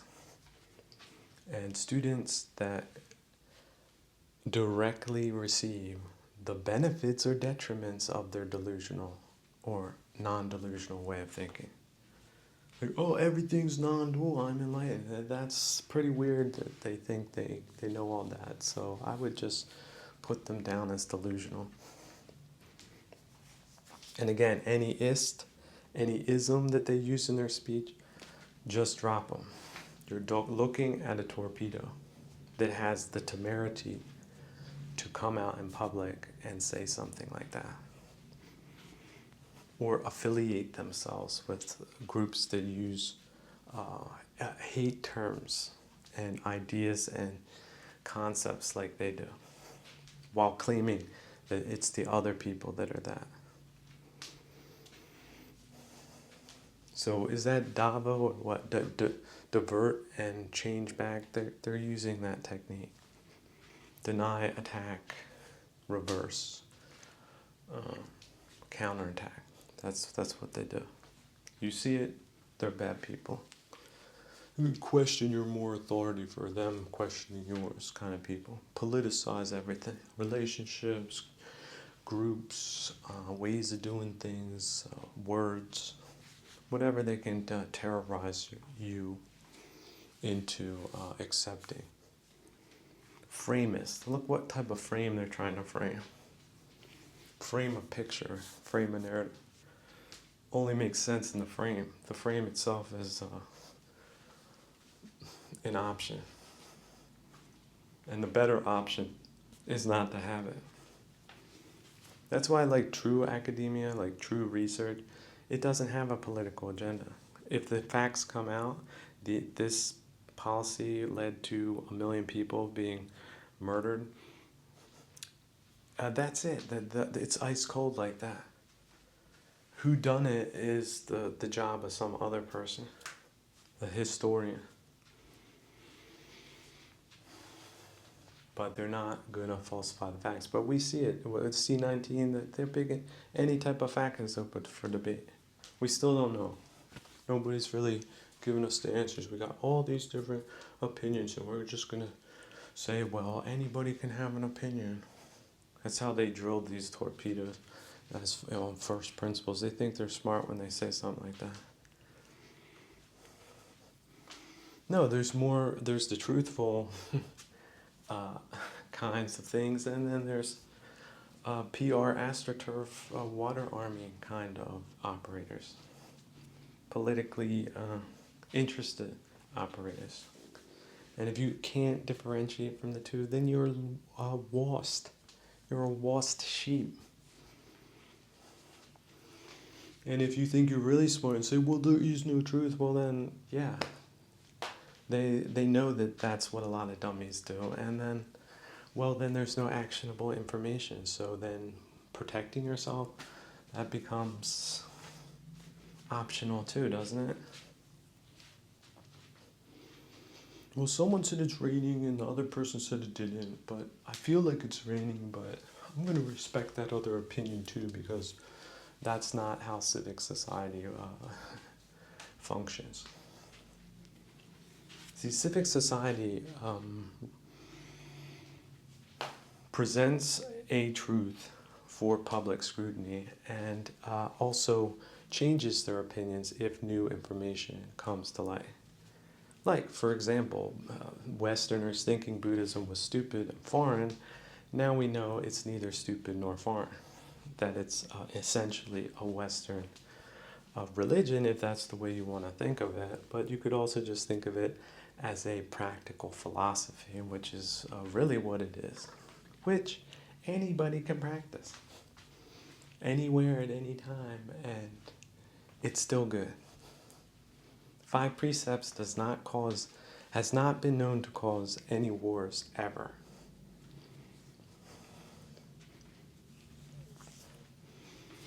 But not just wars, how about fights?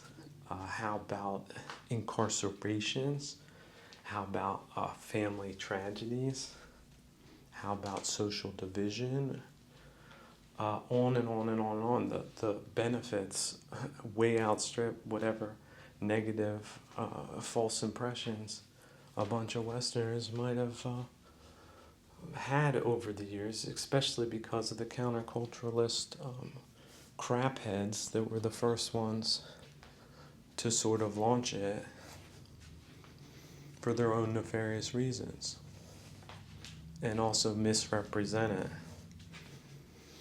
and also twist it and subvert it like they're known to do. So yeah, I get it, people. That's why information is a powerful catalyst for good, but misinformation is the opposite of that.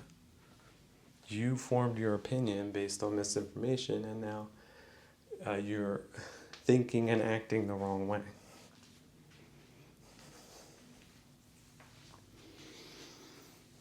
So, and look, a lot of you people, you've been deceived.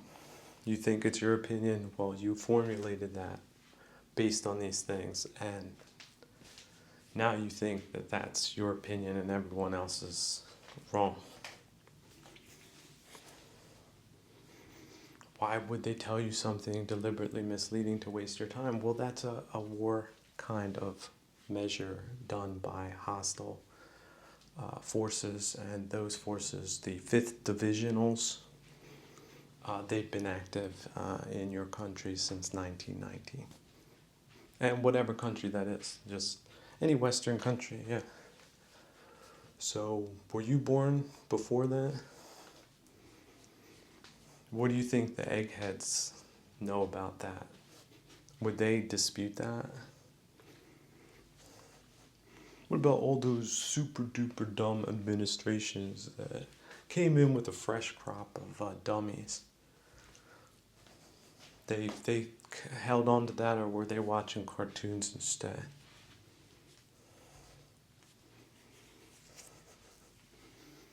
So no, democracy was not meant to be defunct and captured by a bunch of 1917-ish adults.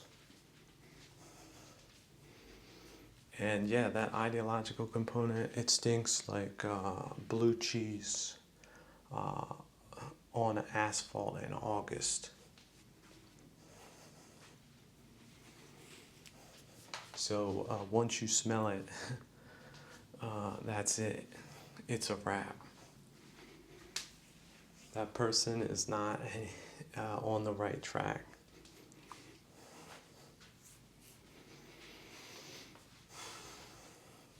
Now, I don't want to harp on it, but yeah, throwing the whole working class under the bus for psych lab antics, that's undeniable, and it's not anything anybody needs anywhere, except people going along with it, either willingly or unwillingly. Like I said, a lot of these people are deeply traumatized, and who did it? Well, probably the sadists did. They gave them the indoctrination. Is that beyond belief? They would never do that except as a work like hostile action against foreign adversaries that they wanted to erase off the map. Isn't that what they said they were gonna do? And yet we had rotten eggheads tell us that we needed to think about the economy instead. Get back to work. We got this covered. Sure they didn't. So political careers of these people, rethink them. Any of them in over 8-year tenure at this point, I would vote them out just for the hell of it. But don't replace them with the crapola that the new stuff is supposed to be. Go back to some universal old school stuff. I think that stuff does work. But yeah, also conservative. Yeah, I'm a Christian conservative. First off, again, we're talking about Overton conservatives. Redefining the word. They're conservative like the Tory party, right? They're still trying to claim that term for themselves. So is that psych lab? Of course it is. Then, oh yeah, we all lost, so give up. Accept the new. That kind of conservative. Is that psych lab stuff? Is that demoralizing? Could that be a hostile kind of take? Where are these hostile narratives coming from? Is it the 5th Division? I guess it isn't a conspiracy after all, like they said it was, in unison, like a 1917 is what. That is not civil society, people. That is the opposite. That's the decapitators and substitutors of civil society. And that's what they were, and that's what they are if they're still rolling around like tumbleweed. So keep real frosty about labels and how people are presenting themselves, and then what they say and whether or not it's Overton, and perhaps maybe they are affiliated with some sundry kinds of weirdo, tanked or flipped other groups. Because they might be set up to succeed, but the people they're setting up, they're not setting them up to do that, which would probably be you. But Lokeites, they don't have a problem with that. That's how they win in the 5 cents realm game. they think. But they don't end up doing that, and Loki, how does he pay them back? Could it be? Is that it? Is it that simple? Is that how the garbage disposal works? What would Manus say to humanity? Would he murmur sweet nothings into your ear about the universal nature of mankind, a brotherhood of all mankind at this time? Feel good, agitate, point them in the wrong direction kind of thing. People going to they're on the highway to hell, are they not? So don't be one of them. I like also these suckers, they think, oh, we're just going to be able to push them all the way into perdition, and they're going to continue to believe us. That's not really how it's ever worked. See, why do people say don't deceive others? Because not only do you deceive yourself, but when those people stop being deceived, guess what you get based on that? Do you think it's good things or not so good things? So if somebody liked you or cared for you, would they tell you to do that? Yes or no? What did the Buddha say? What did Jesus say? Come on. Well, you can't use the name Jesus. You can't have read the Bible and not had any problem with him whatsoever, and still be considered, an alternative spiritual person. Guess what? F you. I have no problems with Jesus whatsoever.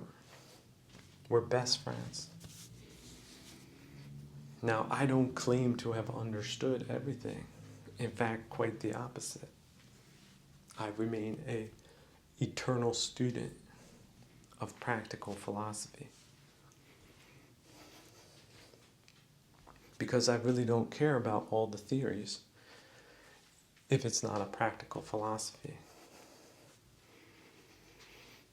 One which leads to goodness, real goodness, and not just conceptual goodness. Because if it's not really good, it isn't good. It's just the appearance of that, isn't it? And how could something that's really good be against a son of God? Now, right now, I get it. Sophists are like, well, it feels good to, bang on my ding-a-ling. See? It's not that type of goodness, dummy. You're in the you're in the fecal pool. You're in the baby pool. You're not in the ocean or in space. It's not about wheel wings. We're talking about like deep psychological meaning kind of thing. Different universe. But I do understand common, vulgar, normal people might think that way, and certainly subnormal people do. And we do know there's a spectrum in this world. There's, as much as there's the supernormal, there is the subnormal, as above, so below.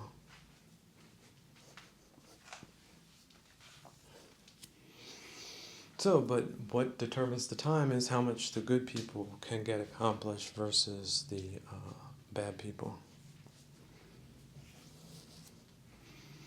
So what side are you on? Well, I thought I was on the good side. Well, that's precisely how deception works. So if you were and now you know it, repent. Stop what you were doing and repent. Would Jesus dispute me on that point? Can somebody in the crowd stand up and debate me on that one? Tell me I'm an effing liar. Or I don't know what I'm talking about. I don't know the exact number or book in which he said that, and I'm paraphrasing, okay? It's not a literal, like King James translation kind of precise statement. So I'm going to be wrong according to some people because of that. But in the spirit of the thing, the practicality of the thing, the applicability of the thing, that I have done that, and it felt like I had died because I had to kill the ego to do it, kind of thing, on multiple occasions. But I don't know what I'm talking about. Okay, I guess that could be true in purgatory. Why not? I understand people are non-believing because they've been hearing nothing but trash. They're surrounded by nothing but trash people and locations and mixed, subverted kind of messages. So they're incredulous. I get that, but you shouldn't be incredulous about everything. If you're incredulous of good things, you're really stupid. But yeah, I do get that there's a tricky part too, but you don't have to go in hook, line, and sinker. Just keep your wits about you. Keep your navigation module on. Get, let's say, frequent downloads. Keep up to date on changing dynamic situations. And be willing to change your opinion on things. And being able to unlearn things and to adapt to new situations. Because that's really what practical philosophy is all about.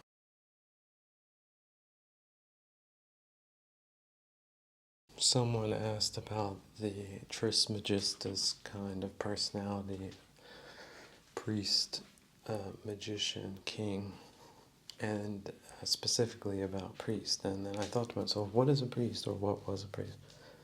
A priest is a scholar and a healer. But of course, a scholar in what sense? Let's say intuitively curious and playfully experimental. A beginner's mind, someone who starts again and again and forgets themselves because they don't have a self. So they're just naturally curious and inquisitive, but at the same time motivated by healing, or motivated by the concept of health and wholesomeness and also healing. So healing is to consider all of those practical philosophies for health according to psychological principles, or to transmute them from physical health to spiritual health and back and forth, and see a lot of synchronicity there. Now, for all those Christians, hellfire Christians, going to say, I'm not Christian enough for them. Let's not forget that if you think of the story of Jesus, many people called him a magician, and he did heal people and conducted miracles. Isn't that what magicians do? Isn't that magic? Am I a bad person for making this observation? If I snap my fingers and somebody who was blind saw, am I a magician or a healer or some type of miraculous being?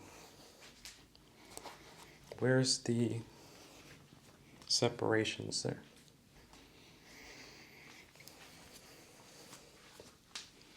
And then you had the Magi that brought him gifts. Magi, magicians. So, look, why can't we say he had a magical life and did a lot of magical things, like teach us 2,000 years later a lot of cool stuff? Can we not call that magic, like good magic, positively magical? Why can't we say that? Why can't we be free with our winged words?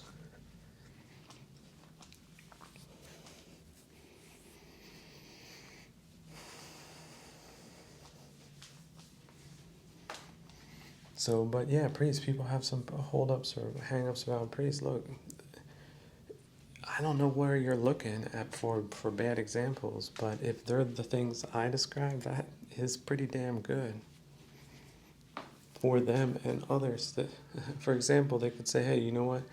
I know we don't have any food, and you might be starving, but I have a good idea of what could help you in this circumstance, and that would be a pot of stinging nettles.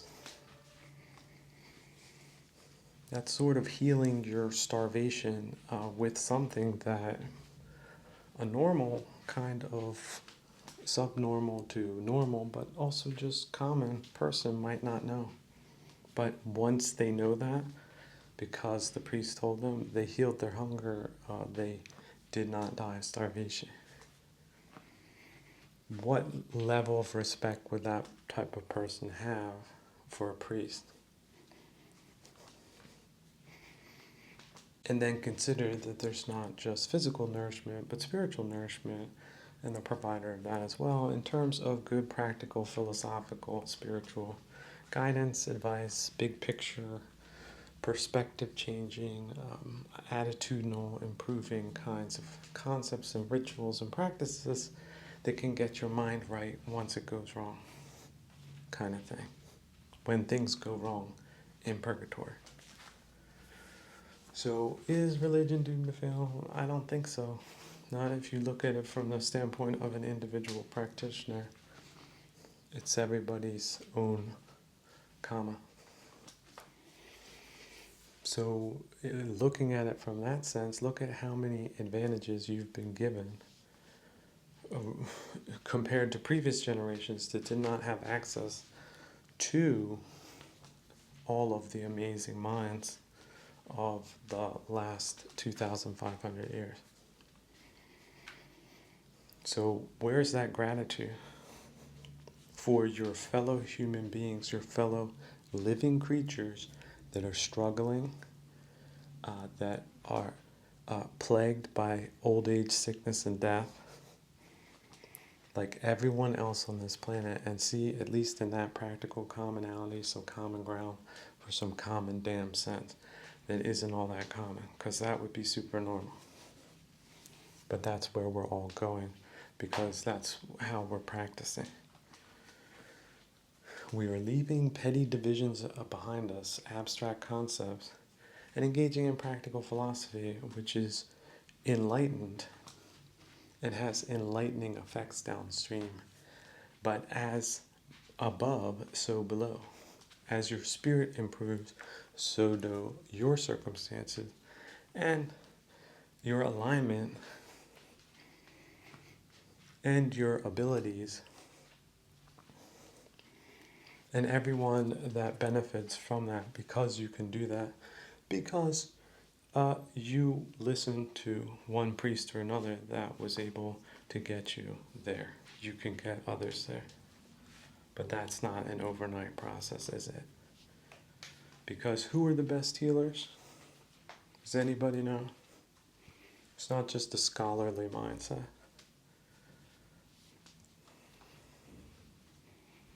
Well, how about the ones that healed themselves?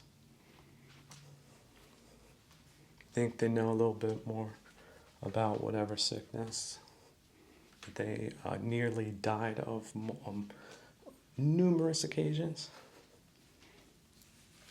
Like waking up in a flat on your face kind of depression, sickness that many people never recover from, kind of thing. Of course, that doesn't mean you have the secret formula, but you do know one or two or three or four things about that, don't you? Now, a lot of people might say, well, that doesn't mean anything, and it really doesn't. But someone who's generous might share that information with people who might be similarly afflicted, and not because they have some pony in the race or want applause or any other thing, because it might also be a healing process that gets better the more engaged you're with the practice itself, of which a side benefit is that you can share that information with others that are challenged in a similar way. But let's just not just limit it to depression. Let's just say general dissatisfaction without the labels, because that's a lot more simplistic, abstract, identified, depersonalized, non-egoically captured kind of way of seeing it. And once you see it that way, then it's the process of manifesting that understanding by allowing it to sink in as a slow learner about counterintuitive things that happen to be true and are also beneficial if you see things that way versus seeing it a different way. See things one way, you're all busted up about things. You see things this way, you're not busted up at all. So take your pick, but choose wisely, because the one is associated with a lot of suffering that's needless, and the other one is free of that. To the extent that you can exercise that optionality in the moment, when something like that may or may not arise due to reasons that we may affix understandings to, but may not be the case if they're coming from realms that are beyond our understanding at this moment, and possibly will forever elude us, as their complexity is truly incomprehensible. But can we have the wherewithal to admit that limitation and be content with what is good enough? We know things well enough about this realm to be wholesomely psychologically engaged with it, including socially, politically, and economically. And having those good first principles, we can then engineer systems that are reciprocating, that are not sadistic, that are not incompassionate, that are not schemers, or not narcissistic, because no self sort of eliminates that problem if it's practiced effectively. And let us think of these pathologies as plagues of mankind that have risen up for different reasons in different places by different personalities that manifested them, that were not or did not have access to these perceptionals to self-correct and self-edit, self-purify, self-transform into more evolved human beings, such as those that are generally free from greed, ill will, and delusion. That is not to say that we will achieve perfection, but if we can even achieve 50% results, better results, it's well worth it. In fact, that is priceless in itself. 10% less suffering? Who's going to say no to that? So that's why I think we need to approach this with an open mind, just not too open, okay? It's the middle path. It's not called extreme this and extreme that. It's the practical path. It's the simple path. It's the easy path if we don't get in our own ways path, if we can accept the simplicity of the path. But that acceptance is an egoic kind of thing that goes against a lot of conditionings that we have received, which makes it difficult but still not impossible to do if you have enough compassion for yourself and others. Because remember, by helping yourself, you are helping others. Don't ever forget that.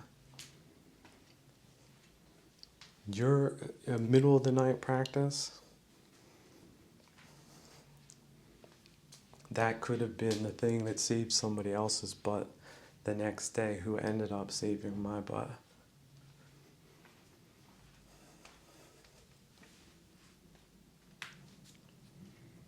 So that's sort of how generosity works in a social context. And you can then pay that forward, and you do, even if you don't realize it. You become a force for good. And good is real. We know it's real. Look, we can fake ourselves out from time to time and think something that's good, but then it turns out to be bad. But that's just sort of the edge cases. There is real goodness in this realm. And you should have as much of it as possible. Why not? But we're talking in spiritual terms, not material terms, because see how these things are really easy to misinterpret, to get wrong. That's why I constantly say I do not profess really to know anything other than you need to know what your practice can do for you, or professes to do, but then doesn't deliver. And then you need to have that brutally honest confrontation with any multitudinous of number of selves that can fictitiously appear and block you from making forward progress through your hindrances, such as doubt and conceit. That's the secularist disease. You doubt too many things, or the wrong things, and you're too conceited to admit that. That's egoic capture.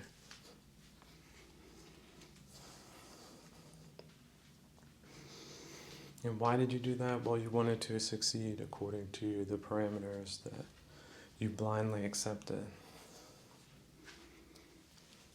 by people who politicize that process. And not for your good or the majority of people's good. And so, but what they didn't realize is that stuff catches up with everyone, or even if it's good for them for a short period of time, it's bad for everyone else. They kick the bucket and we're left with the bill. And that bill could be total extermination. And the rotting process leading up into that. Who wants to pay that bill? Is that meal worth it? What do they deliver in return again? Nothing. An extortionist racket with some PR on top. So, look, I would really wish, and I do think we can all get along, but this greed thing, that is an epidemic too. Greed, ill will, and delusion, they all tie together. So if you're a part of that process, drop it and reform and repent. And determine not to do that. That we can have difficulties and what have you, but we can still apply practical philosophy to all things, including the brevity of life. As the Master Seneca so eloquently described time and again to drive the point home. Yes, practical philosophy doesn't have bad parts to it. And if it does, you need to change them. That's practical, isn't it? Your tire blew out. Change it. Maybe not change it with the old one. Or maybe drive differently, or don't drive at all. What is ever practically more expedient to get to a situation, especially psychological ones, that eliminate any kind of suffering, desire, aversion, agitation, frustration, annoyance, jealousies, envies, strivings,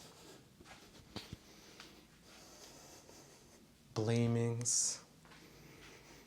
Oh, that blaming, man. Once I read that in the textbook, that's what the ego does all the time, I almost collapsed.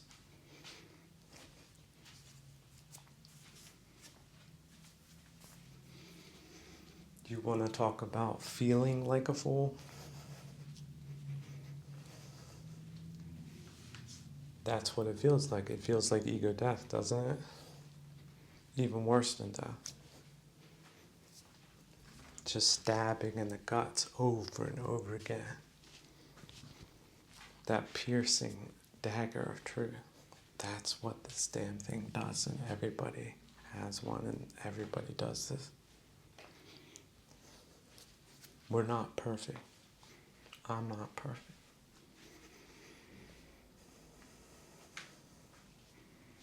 That's hard to take for an ego, isn't it? That thought it was doing the right thing all the time because that's what it does. That's why we get so caught up on this stuff. This is how the drama hooks us. Those are the hooks of the dramas. Look at them hooking you. You've got them. See, you've just got a variable box. You've got your variable in it, but those are the hooks. And that's the algo. And those hooks, you might think you see them and you can pull them off, but that's already a pretty complicated process on invisible things. Like why you have your bad habits and why you can't break them. But you can break them with that insight if you put it into practice and stick to it no matter what. Bodhisattva style, Ganesh style, elephant style, Uru style, straight through all of the hindrances to practical enlightenment. Coming back to disidentification for a second, it has a lot of practical applications, especially in politically turbulent times, because you can not get personally involved in things that are out of your control, really. Like if one group of people decides not to like another group of people and they start fighting in a bar, is it your problem? Most people won't see it that way. Now, these things can get out of control. It can become your problem, but it's usually a rolling problem. But you don't gotta make problems worse by making problems that really aren't there, especially if you adopt wholesome attitudinals. And that detachment, it's really real. You're not putting a part of your identity into something and getting caught up in drama. You're staying neutral. Or even if you do, because you're a human being, we're all emotional. We're emotional creatures. Your dog gets sad. You get sad. Get over it. Just admit it. We're not made out of titanium. At least some of us will admit that. The humans amongst us, the mensch amongst us will admit that. But what do we have today? We have crowds of people tuned into dumb TVs and screens and getting worked up about stuff that they identify with. You identify with the team? Why is that? That's not really healthy. Identify with the sport and with performance and with no ego. And don't identify at all. You can appreciate performance without identification. And then you can adopt and maintain and have principles that you stick to no matter what, that are ethical and good, despite the craziness all around you that is presenting itself as the most important thing or the biggest drama, or you need to pick a side because they say so. Like, they might try that game. You can not make yourself a target. I think that's a good idea.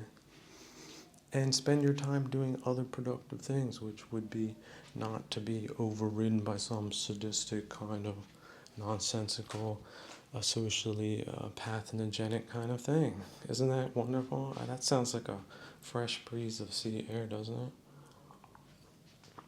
But no, you gotta pick a side to live because we're the important people here. What? Time to move. What do they got at the end of the day? You think that's gonna hold together? These are people who just want to keep you down or messed up or in the wrong way. To reclaim your time. Say here, here, here, here, now, now, now. Until you finally get it. I am aware. Keep saying that to yourself. You talk yourself into it over time. But these group dynamics, they're nothing but nonsense. A lot of senseless suffering because of that. So people that get into that are dopes to a certain extent. And if you have the capacity and the Buddha and Jesus said that you do, then make use of that at every golden opportunity that you can afford for yourself by taking the time and putting in the practice. And orienting yourself away from worldly matters and into spiritual matters, which is the heavenly path, is it not? But the other road seems pretty enticing because you want, you desire, you crave, you have aversion, you have envy for all of these externalities. I get it. But that's what we call unskillful. We can have those and we can drop it. That's what we call right effort. I wanted this peppermint patty or a chocolate mint. But you know what? I don't need one, but I can imagine what it tastes like. It tastes pretty good, but then I didn't need to eat one to experience that because my imagination was able to take me there because my mind wasn't disturbed with a lot of noise, nonsense, and frustration, suffering, aggravation, striving, aversion, circuitous kinds of activities that keep returning you to comfort zone boxes instead of shifts and clearings and healings and slow living kinds of rewarding ways of living. And not wrestling over one termite hill or another with other termites and getting blown up in the process. You see, you F around, you find out. That there has never been a truer statement than that. So don't do it. Catch yourself when you do it. Do less of it. Do less of it by degrees. Reclaim your time. You are not a machine. You are here. You are now. You are awake. You are here. Here, here, here. Now there's no you. It's just here.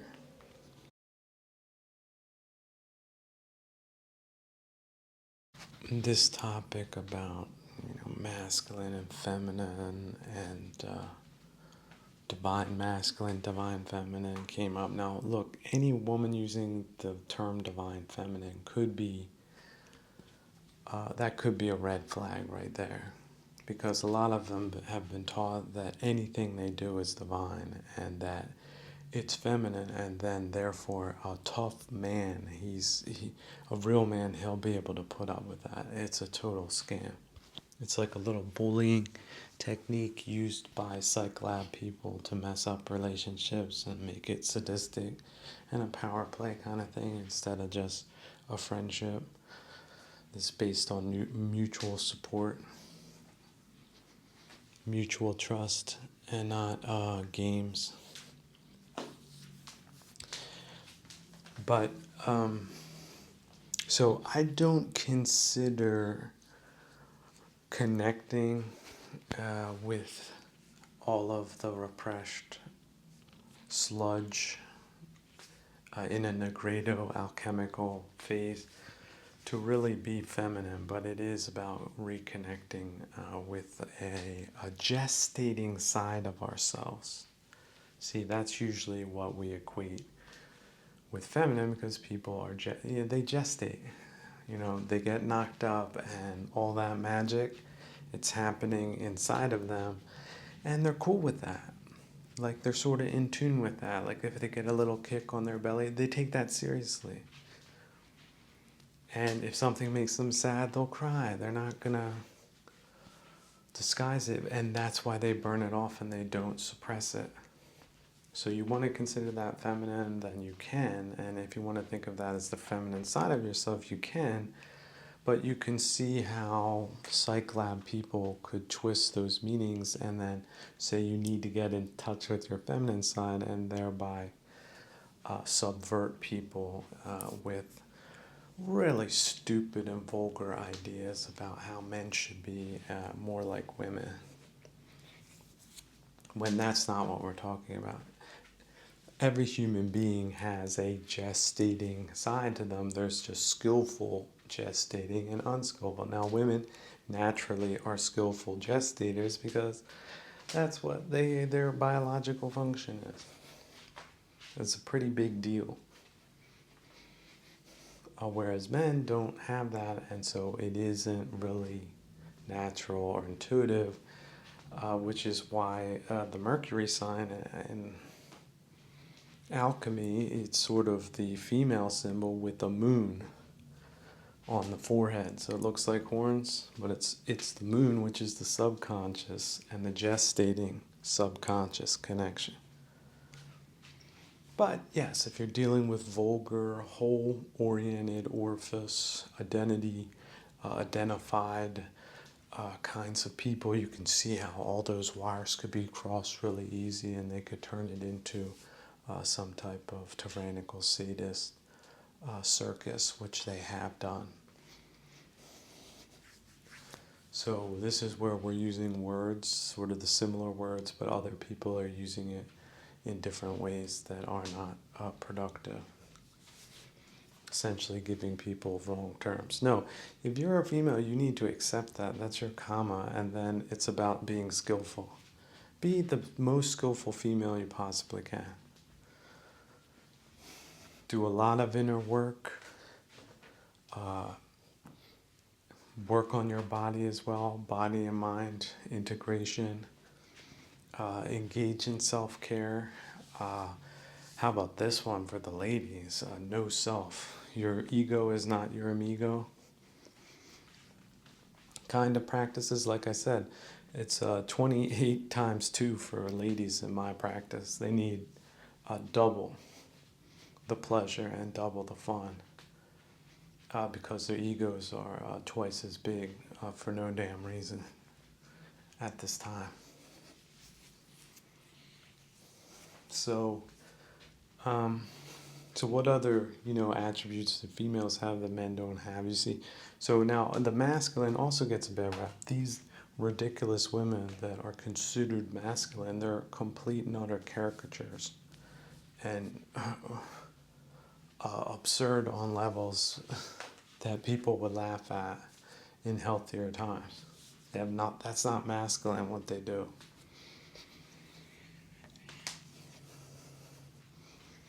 Masculine is to go deep, like deep, deep. Masculine is a marathon times 3. It's like you're never going to stop. It's all 12 rounds. It's overtime. It's that type of endurance. Okay, but that can be taken overboard, especially if you take it in some type of adversarial, axe-grinding kind of way. Now, if you want to look at women that might have been considered manly that didn't have all that jazz associated, well, yeah, women taking care of the farm when the men were away. That was man's work, right? And they stepped up and they did it. So you want to call them men because of that? I think it's a stretch, but they didn't. They weren't strutting around, roostering like some of these weirdos of this time that think they're getting in touch with their masculine side by doing that. So, and I hate to break it to, modern morons, but homophilia is a sign of narcissism. Like, you can't accept people with different private parts from yourself because you're stuck in that infantile narcissistic phase. Can't relate to anything even slightly irrelated from you. Let's also not forget the sadism involved in some of these so-called great relationships where it's about abusing someone else, essentially. A weaker version of yourself or something, who knows? Sadomasochism is a big deal in some of these relationships that are whitewashed by a bunch of self-interested, self-rationalizing, and not so helpful uh, or balanced perspectives that are considered to be modern that you can't diverge from, otherwise you get the hate crew, 1984 style, on your case. You got to legislate people talking out of existence because to suit their sensibilities, kind of thing. That's a form of terrorism, by the way. That's a psycho-terroristic method. Just elicited this time. In a year or two, probably, you'll get a charge for doing that. Playing games like that with respectable civil society. Yeah, nobody's got time for these little games people are playing between men and women. Women, support your damn men all the time, without exception. And men, yeah, your women, they should be doing that. If they're not, find another one or get rid of the dead weight. I would never tell a man to put up some woman indefinitely that doesn't know how to act. She doesn't know how to act. That's it. Curtains. Let her figure it out on her own. These men that have no self-respect and been browbeaten into these sadistic relationships, nothing good about them. Don't know what masculine is. Never had any male role models around them due to exterminationist policy. That's tragic. That's a war crime, but it's up to them to get their acts together and lead unskillful behavior behind 5 precepts. That was open to Ansuli Maga, okay? And so no matter what terrible and stupid and misguided deeds and groups and movements and cyclob activities you might have been involved in, you adopt those 5 precepts, you're already going to take an ascendant path. And spoiler, the 5th one, no sexual misconduct. So widely interpreted.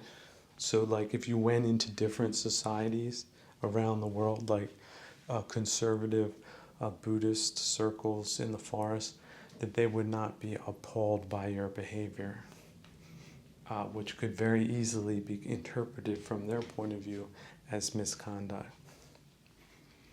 Something like that, like raising the standards of that, not being a little too loose on that, because Westerners like to be loose about that for vulgar reasons. But what does it pay to be vulgar when if you don't fulfill the 5th precept, you don't make any damn progress? Is that what a practical philosopher would recommend you do? Or would he just tell you the truth and let the chips fall where they may, despite where your glass ego might be afterwards? If does it feel shattered? Great. Don't even pick up those pieces. Just brush them away into the dumpster of the universe where they belong. A lot of misguided people, a lot of messed up people. Well, the 5 precepts gets you on track at least, and then there's a lot more on top of that. Started for a week, you think you're already there? Well, you just began. But congratulate yourself, you're on the right path. But yeah, that gestating part is super counterintuitive to really rock hard tough men, i.e. heroes and bodhisattvas. And so they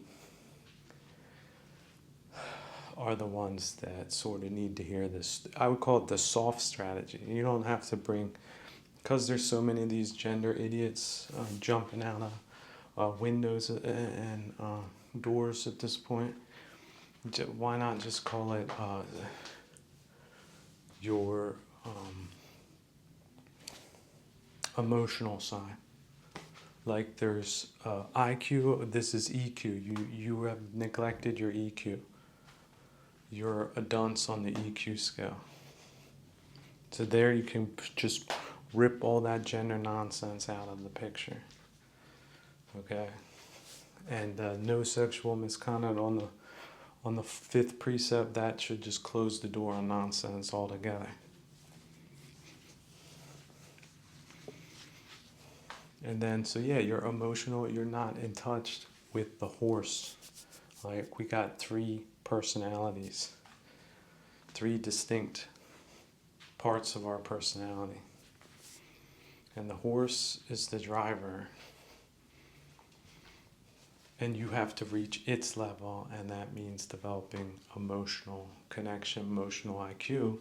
And maybe, like I said, by looking this stuff and doing shadow integration and researching that and doing that responsibly and diligently, yeah, this stuff's going to hit you like a ton of bricks, all that repressed stuff that's been gestating inside that you now have to gestate out by doing like a slow reverse vomit in the snake, what are you going to call it, the snake style.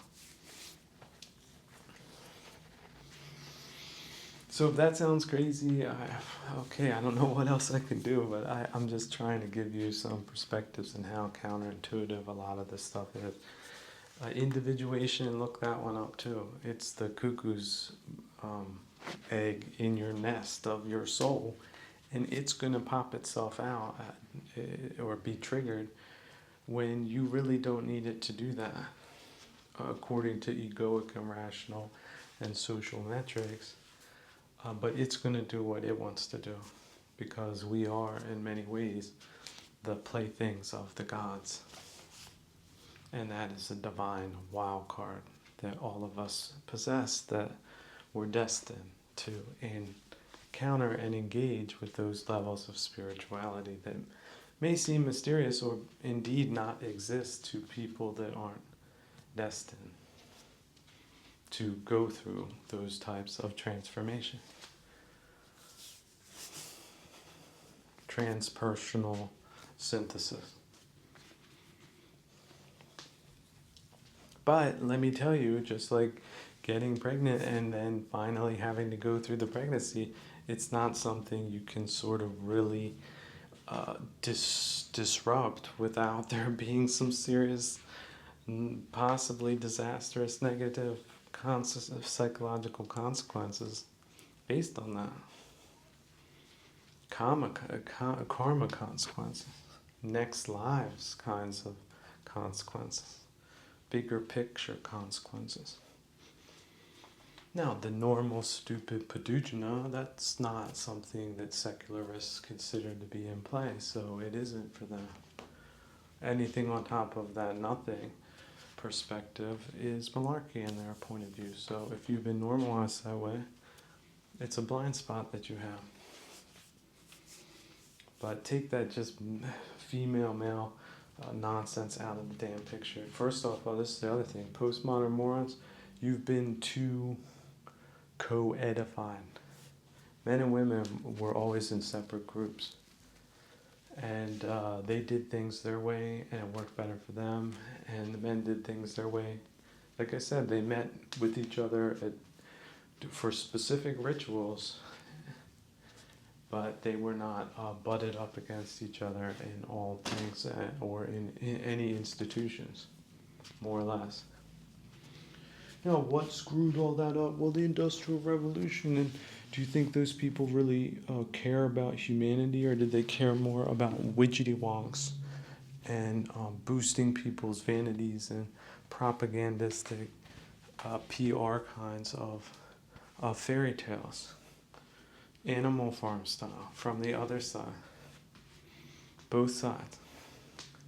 Who's going to get the ladies on board with their schmoozings, their flatterings, their misrepresentations and narratives. Well, they're competing for the market, please. And they do their polling and they're really concerned how they're perceived by their vain minions that have been served up a hot horse shit sandwich since forever. Makes them feel better and work them to death, have nothing left over, and just a lot of ill will to show for it. Maybe a venereal disease or two. And some more people nobody needs that are messed up like nobody's business. Well, what do they care? What do the plantationists give a damn about a couple of hundred suckers more or less? So they don't want to hear it if it's not sweet talking. Who should give a damn about them? Maybe God will. Maybe he won't. Maybe the devil got him. So, but yeah, men, you want to be so tough and roid rage. You want to roid rage your way through life and not connect with your emotional intelligence. Well, you're on the highway to hell too. There's nothing tough about running away from the hero's journey, if you catch my drift. But on the other hand, engaging with it skillfully, nobody said anything against that. What is the most unskillful thing you can bring to one of these things? Well, it's a big dumb ego that most of you have. And that's by design, because you were conditioned to be that way. You were conditioned to lock on to things and status and external validation. But those are not things that manly men ever had. So I guess the joke's on you, so who are you going to blame? Well, don't blame anyone, that's the point. Just drop it, change, transform, and don't see things the way you used to or act the way you used to. And it's as simple as that. So start your journey today and drop the feminine masculine. And again, divine feminine is a red flag. Just you need to figure out how to place that. How far gone they are in that conceit. Another perhaps non-dogmatic way of looking at it would be your cat and dog energy. Right? Have you ever watched cats? Cats are completely different than dogs. It's a very well-known fact. So men have more dog energy and they need to connect to their cat energy. Whereas women have more cat energy, they need to plug into their dog energy, which is training, right? Discipline, achievement, setting goals, setting principles and sticking to them, and not just being the flighty, being able to get out of themselves, right? Getting out of their heads, getting out of their emotions, getting out of their narratives. Whereas men, again, have to get into the internal side, which is the cat side. And so there we go. Yet another way not to see things in this stupid kind of culturally debilitated and confusing way. And then you have to watch these female sophists, like they hear, oh, well, men are having trouble getting in touch with their feminine side. Well, see, we already got rid of that word. Let's just call it emotional cat's eye. But then they think they can broker themselves into a position where they can show men what being feminine is, and then they can sucker men into that. Well, women can't show men how to be really tender the way that they need to be. They'll just use that as some type of manipulation vector where they get to position themselves in a position of authority. You know who was really in tune with his feelings way beyond any damn woman? Well, that was the Buddha himself, and he wasn't a twink. So I think men are very capable of getting in touch with their cat-like side without needing female brokers showing them the way.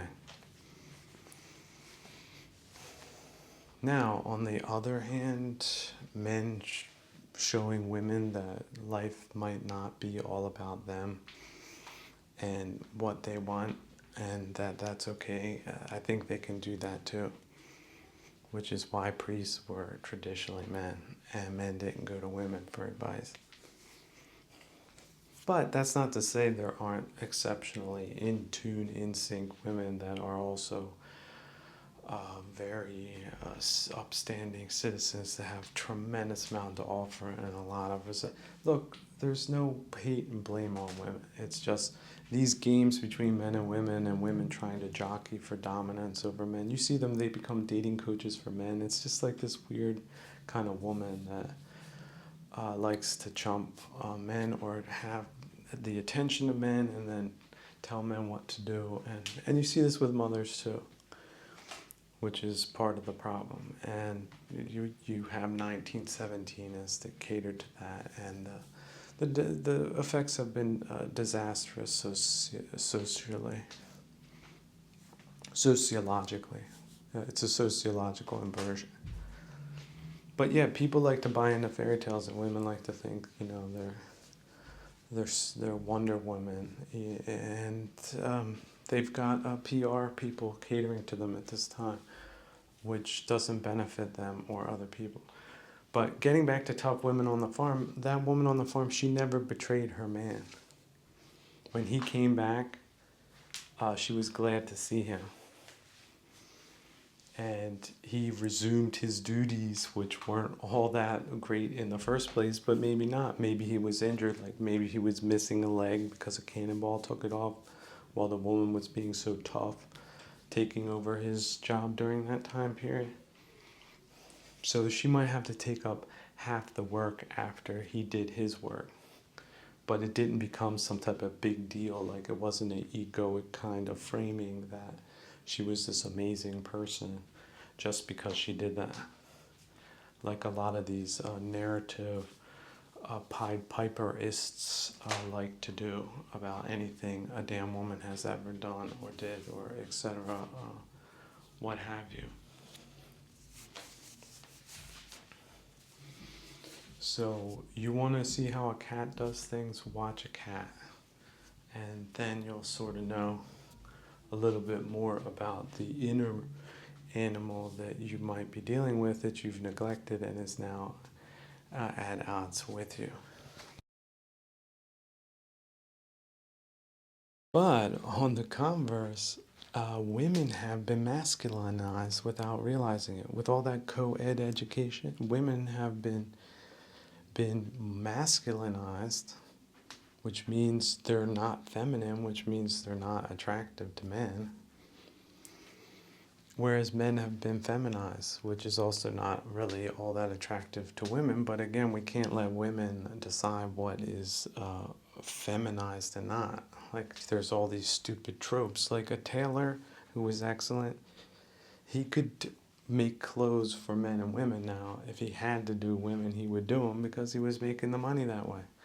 Didn't mean he had to completely change his identity to do that. But yeah, a bunch of snarky social prigs might say, whoa, he's doing something that women would do because he's doing something that women wear. That's just stupid people. It's about the skills. You're connecting pieces of fabric together and getting paid for it. So any perceptions you put on that is your own damn problem.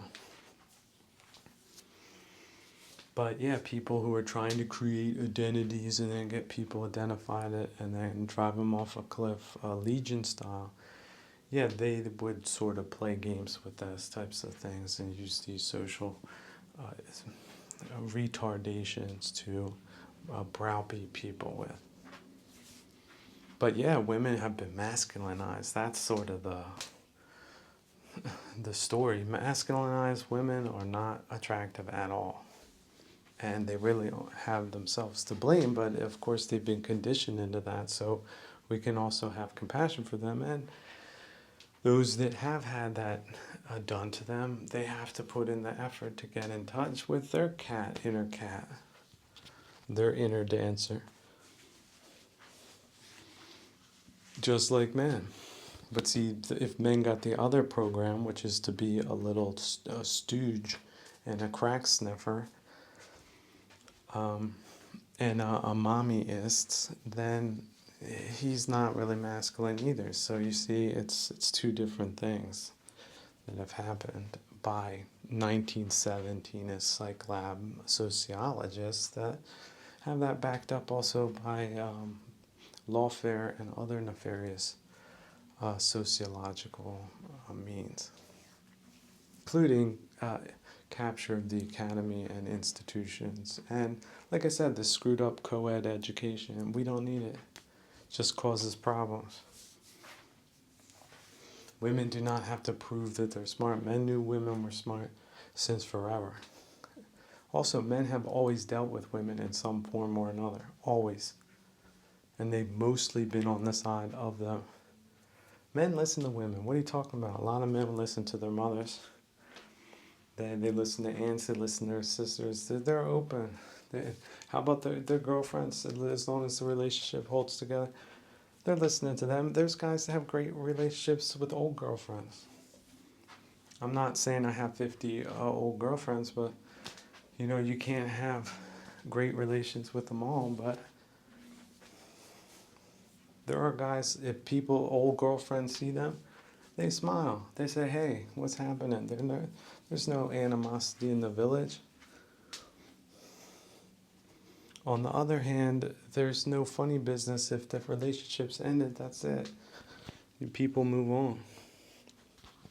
And they can move on to other respectable relationships that are better suited to their personalities. And there's no hate needed, and then civil society can commence. How about the whole phenomenon of becoming a widow? Are these women just supposed to die? Or are they allowed to adapt? And then how should they adapt?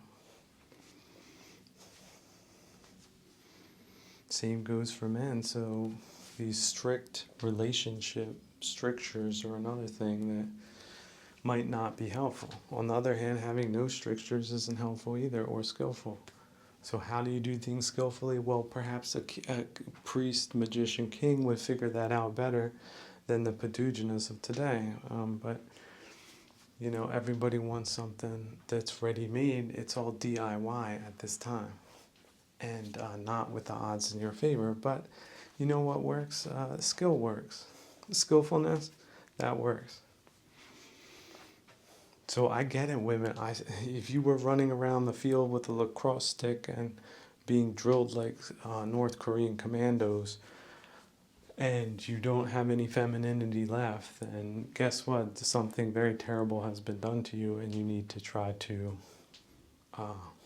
reconnect with what it means to be a honorable, caring kind of woman, and you might not be able to do it,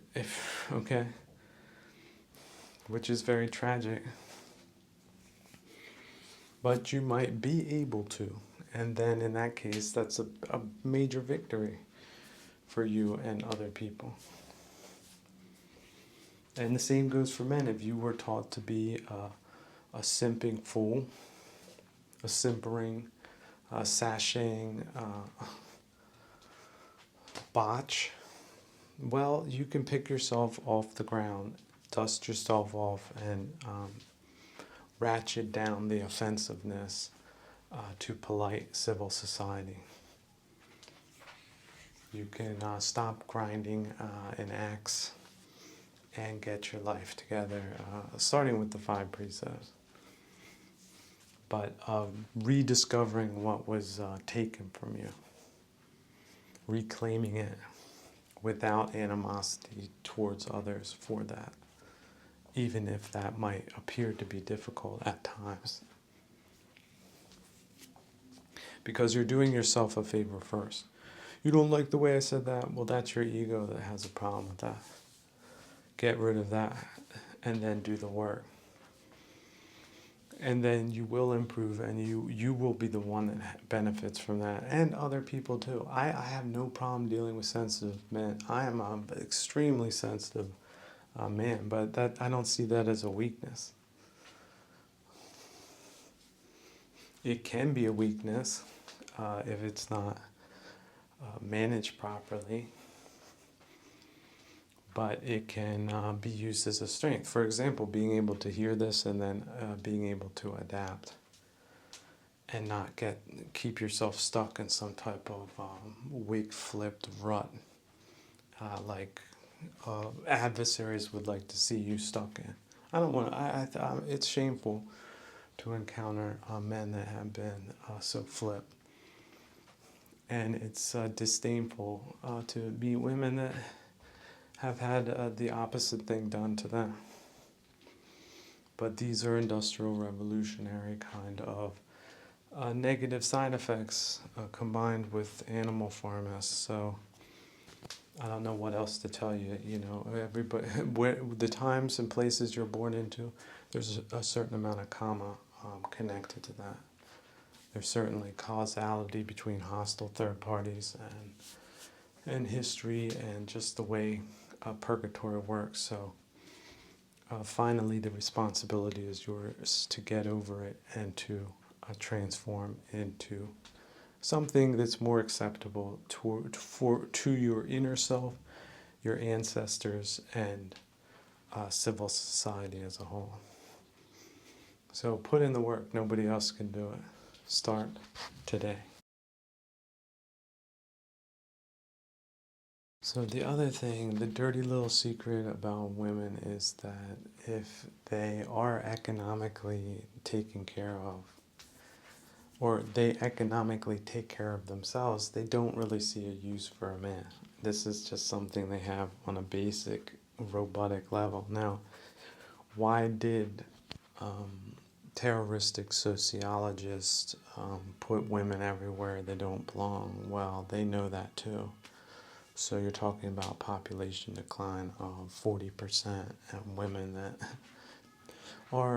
don't need men, don't feel like they need them, don't act like they need them, and then what do they get? Well, they get the alternative, which is sort of a pseudo-economic independence, but it's really not all that independent, and they really have nothing to show for it, just like the men, as that's usually how they get played, but they're usually the ones to do that and support the women and children that are engaging in family life. But if you have women that went into the working world, then they would have to become the women that would be attractive enough to be that person, but then they would be shifting into a role that they're sort of unsuited for. And again, if they're getting money by doing whatever they do, then they don't feel the necessity to put in enough effort to make the relationship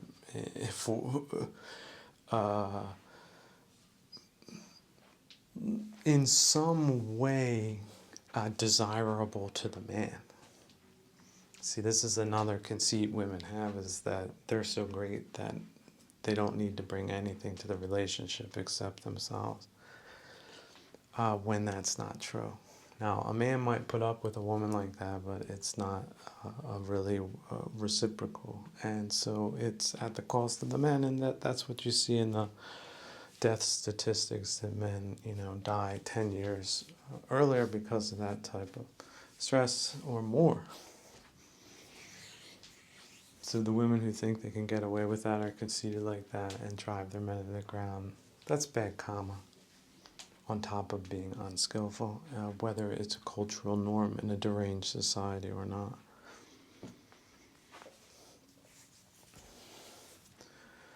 But look, I think men and women, we need to bring a lot of compassion to these things, because I know a lot of women have been totally screwed over by the system, and they would have been completely different in more enlightened times, under more enlightened conditions, in more intact society. So look, there is no hate and no blame from my side.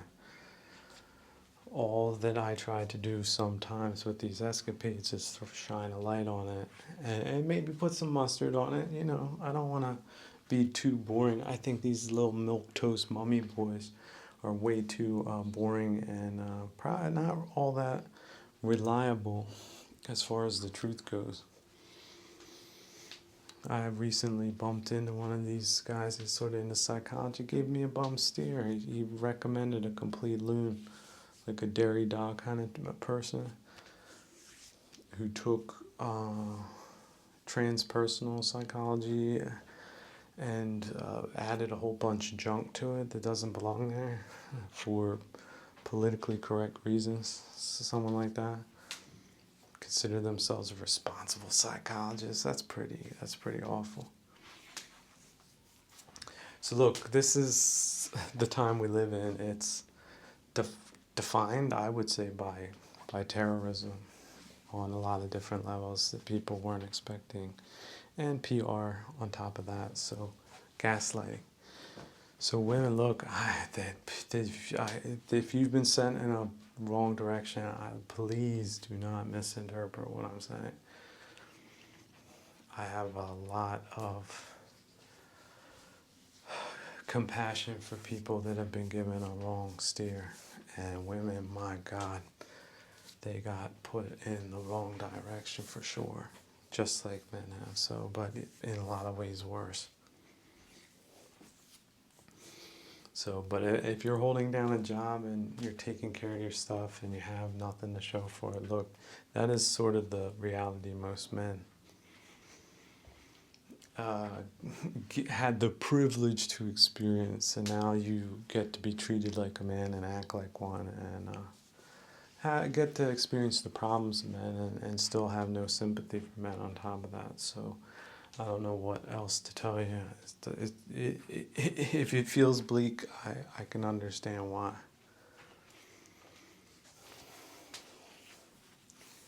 But it's karma. That's the way the Buddha looked at it. So you can look at it that way. Depersonalize it. Don't get into the blame game. That is a losing proposition. And get that rage and your emotions under control, because that's the way this practice works. And it really doesn't mean why. And if you want to detach from the mirage, the moral mirage that you would have had a perfect family life, look, families are not perfect, kids are not perfect, kids can get sick and die, and you thought you got everything, and then it turns out being excruciatingly disappointing on some level. So you don't know what you've missed. Moral mind's going to serve up the perfect thing to you to make you feel miserable, but you could have dodged a lot of bullets. And that's the way to see it. If it wasn't in the cards, it wasn't in the cards. You didn't really miss anything. If it's in the cards, then I do wish well, men and women well. I wish good relationships well, although I don't see them as a priority or a necessity or advisable under all circumstances. I think it's great when it happens. And I think the chances of it happening is a lot better when both sides are taking their practice very seriously, because the practice is what keeps you a good person, essentially. Someone that can get through bad times and tough times and also good times, and not make things more difficult or worse than they need to be. On the other hand, wherever people are practicing or come together in the Sangha, that is not the point. The point is not bringing men and women together. The point is practice. And so that's another reason why the Buddha had, something against romper roomism, a co-edism of men and women, because it's just one of those factors that's hard to eliminate from the equation unless it's done in a pretty stringent way.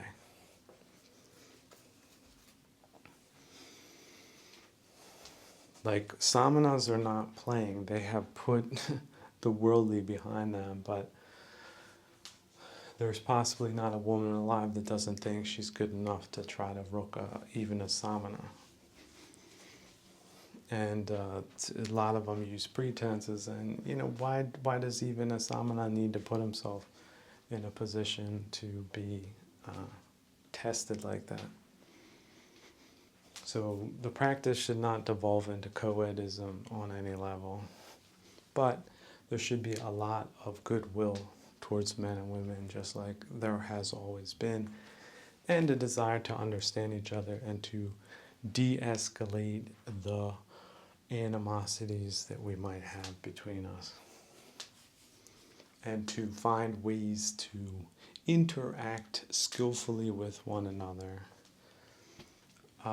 and reducing the amounts of misunderstandings and aggravations and sufferings that we would otherwise have if we were to do these things in a normal way, not just an unskillful or antagonizing way. Getting down to the footnotes here, this is another dumb one that women will use, is that they say, well, men, you're not allowed to cry or something. Is this true? It's not about that at all. Being able to cry, that's like some type of little funny joke. Men can cry, there's no problem about that. It's about emotional intelligence. That's a little bit bigger than that. And having men cry, also, here's another thing. Women, when they cry, because you could say they're more in tune with their horse, or they just don't give a damn about the people around them, or they give less of a damn, and so they often turn their emotions into drama.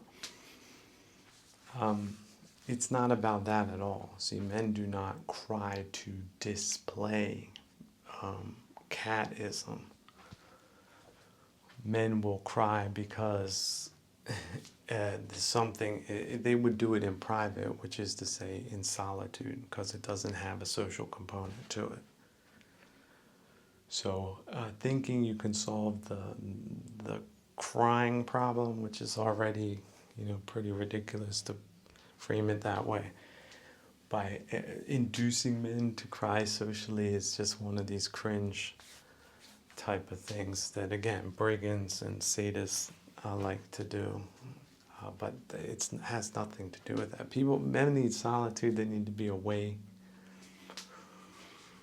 And then they need to go into deep meditation, prayerful meditation and reflection. And if it happens that some type of karma gloops up from some area and they get a flashback where they're in, who knows what, a trench, and they relive something that their neural pathways has burnt into their minds, and then they might lose control or become dysregulated. That's way different than just crying, if you catch my drift. Because crying might be a part of it, but that negredo side is a little bit more than that. Whereas females, that because they're sort of superficial in a way, they'll burn their emotions off quick, they rise to the surface quick. It's a completely different thing. Oh, they also don't really think it's a bad thing to do that socially, and so encouraging men to do that, it's all pretty unskillful and corny. And it's been going on for a while, and it's very annoying. It has that taste of it also as sort of belittling what men go through, or trivializing it in some way by saying they need to cry more. It's a little, there's just something is off about it. And then again, let's not get too caught up on personal traumas like the secularist babblers like to do, It could be cosmic karma. Like the Buddha's 6 years in the jungle, he was burning up all of his past lives, okay? It wasn't just his life. So I call it cosmic karma. We don't know. Collective, unconscious karma. Jung had that too. So we can't personalize these things over much. But that whole process, that alchemical process, that takes a lot of time and effort, and you need to be outside of a social context that would put any of that on display. So, yeah, spirituality people, that's sort of the problem with them, is that many of them do just stay on the surface. They are only interested in happiness and not shadow integration. And shadow integration is not for beginners. It is rough stuff, and that's also something that separates the men from the girls. I don't think a lot of them have the type of issues that a lot of men do. Which gets us also back to archetypes. I mean, this is something Jung would not have disputed. There's the female archetypes, male archetypes, very different. And if males are dealing with the male archetypes, that is a damn cosmic battle. That's why there's heroes, right? But okay, there's also heroines, and they're also depicted in an archetypical manner, aren't they? Like here's one, the big bad Brunhild. She throws that damn spear, or she betrays you. Well, she also is a catalyst in transformation. She even by doing bad, she ends up doing good. If you can flip it that way, if you can use the sly style that way, you can achieve that. But as far as men, getting in and solving women's problems, that's not really what men do. Women need to take care of their own damn problems and treat men right. That's it. And reclaim their femininity and reject all of these two-holist and the two-hole kind of political lobbying that's being done at this time, because it's not in your benefit as a class. It's a program that doesn't work out for you long term compared to the traditional routes. And that's just a damn fact. So you might get some vanity and some conceit out of the other path, but you're not going to get the genuine stuff that the traditional path always offered women. And yeah, again, women have been treated as best as their men could really treat them, afford to treat them. How about this? They share the same damn bed with the men, the same damn house. How was the man living better than the woman? So all these fables and stories and conceits and framings are just really maniacal and ridiculous if you think about it. So if you got caught up on that, ladies, man, drop that like yesterday's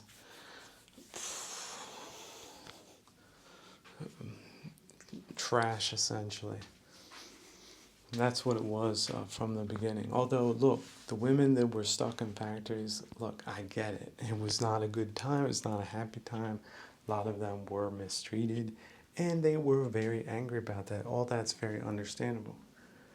But what angry people conclude, or the ideologies they come up with, or the fact that times have changed, all of that is something one should take into consideration before going off the rails on that kind of stuff. Like, I don't like any of the snarky variety, the sarcastic, any of it. All of it's crap. Women in traditional areas, they're probably gonna have to create films or new schools for you to retrain you, or to show you how women actually work, how they work in normal places, to give you a reference. But it also just might not be available where you are.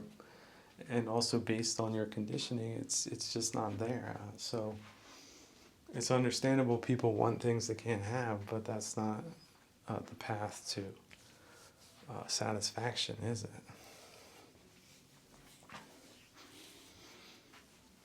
So,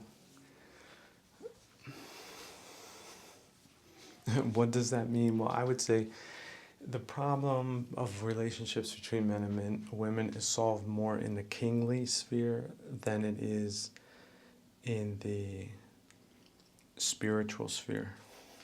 The kingly sphere would regulate a lot of things, as well as you could say the economy, in such a way that the economic side of things is taken care of, so that one is not in some type of conflict for resources from the get-go. But that's going to take design work to reach a mass level. Until then, it's going to be micro, individual DIY like everything else. Entire religion collapsed in this time, so it's DIY on that too. It's probably going to be DIY on food in a little bit. So, what else can I tell you as far as good news is concerned? But what I do know is that inner work is valuable. It's much more valuable than people admit. And that the work you put into your practice, it will pay you back specifically, and that's the main thing. And if it's in the stars that after all that inner work and refinement and transformation that you go through, that you come out the end a solid gold person, let me tell you, you would be quite a treasure for a good man to find. So try to be that shiny penny, but don't be outcome dependent.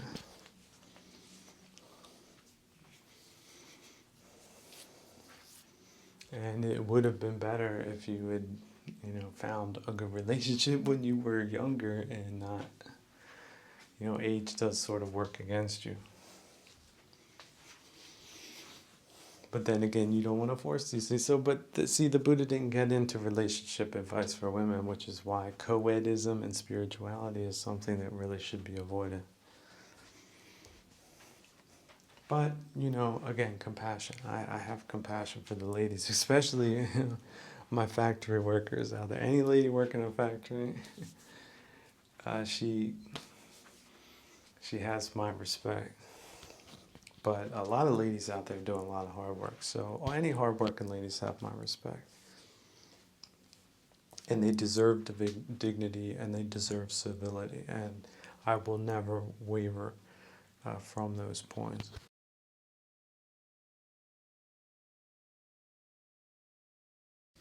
As far as internal body scanning goes, keep in mind that the inner dog has a proclivity to engage in either pleasure-seeking activities or ill will tinged activities, which is to say the two polarities of unwholesomeness. So it is up to you during these body scan sessions to at least know where you're at.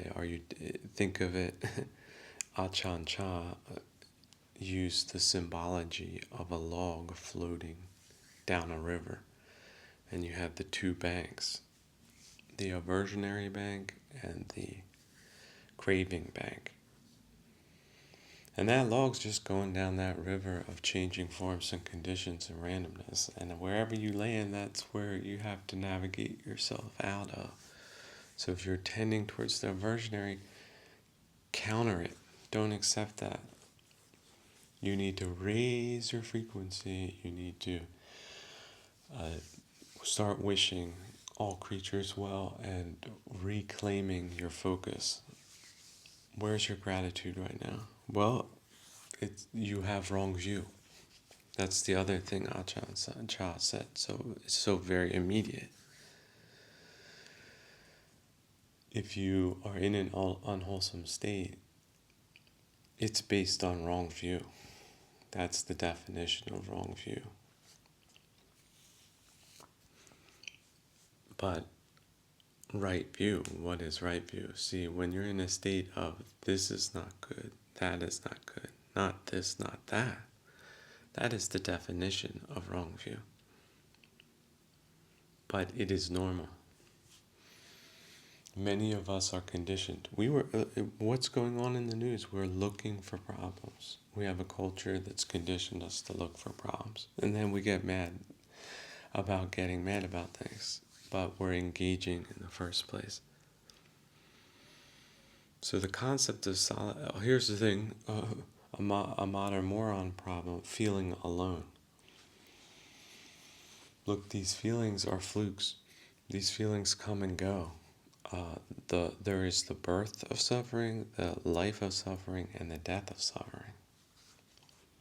Or the birth of distraction, the life of distraction, and the death of distraction. And all the methods and habits of that, including getting out of your mind space or your 1 meter monastery or nunnery and not bringing yourself back to a state of centeredness where you are right here, here, here, here. Here is not there. And here is okay. It's detached. It's disinterested. It is not a part of any type of craziness, agitation, or those emotional polarities that I just mentioned. That's the thing, that we have emotional polarities in play and views about them, and a lot of those views are wrong. And a lot of those polarities are not in the middle path. They have veered. So you see, we have different balls juggling, and we're juggling them all at the same time, and it's no wonder that we don't get them all right all the time, and that's what we mean about being able to shift and to playfully experiment with different kinds of views until you discover the right one in your instance at the time of meaning. So these are these subtleties that one needs to get in touch with the cat-like self. You see, we're using that the kitten within. If you want to see it in a very cute way, but it's also a fascinating way. Kittens are absolutely fascinating to watch, especially when they get a little bit older and they can pounce and do things like that.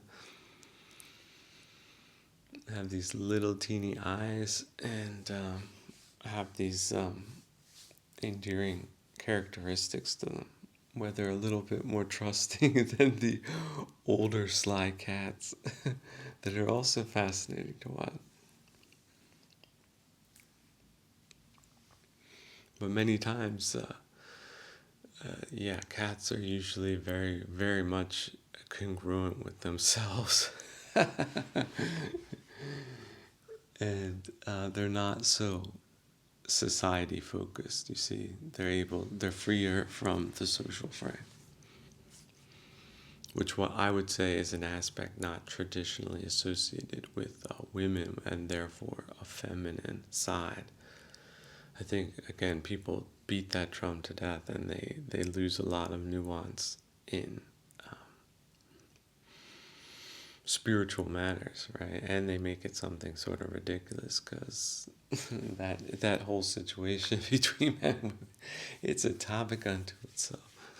Not going to please everybody, no matter what you say. In fact, you could get like a dedicated group of people that are dead set against how you think, because it challenges their own overinflated narratives of themselves and their whole guild.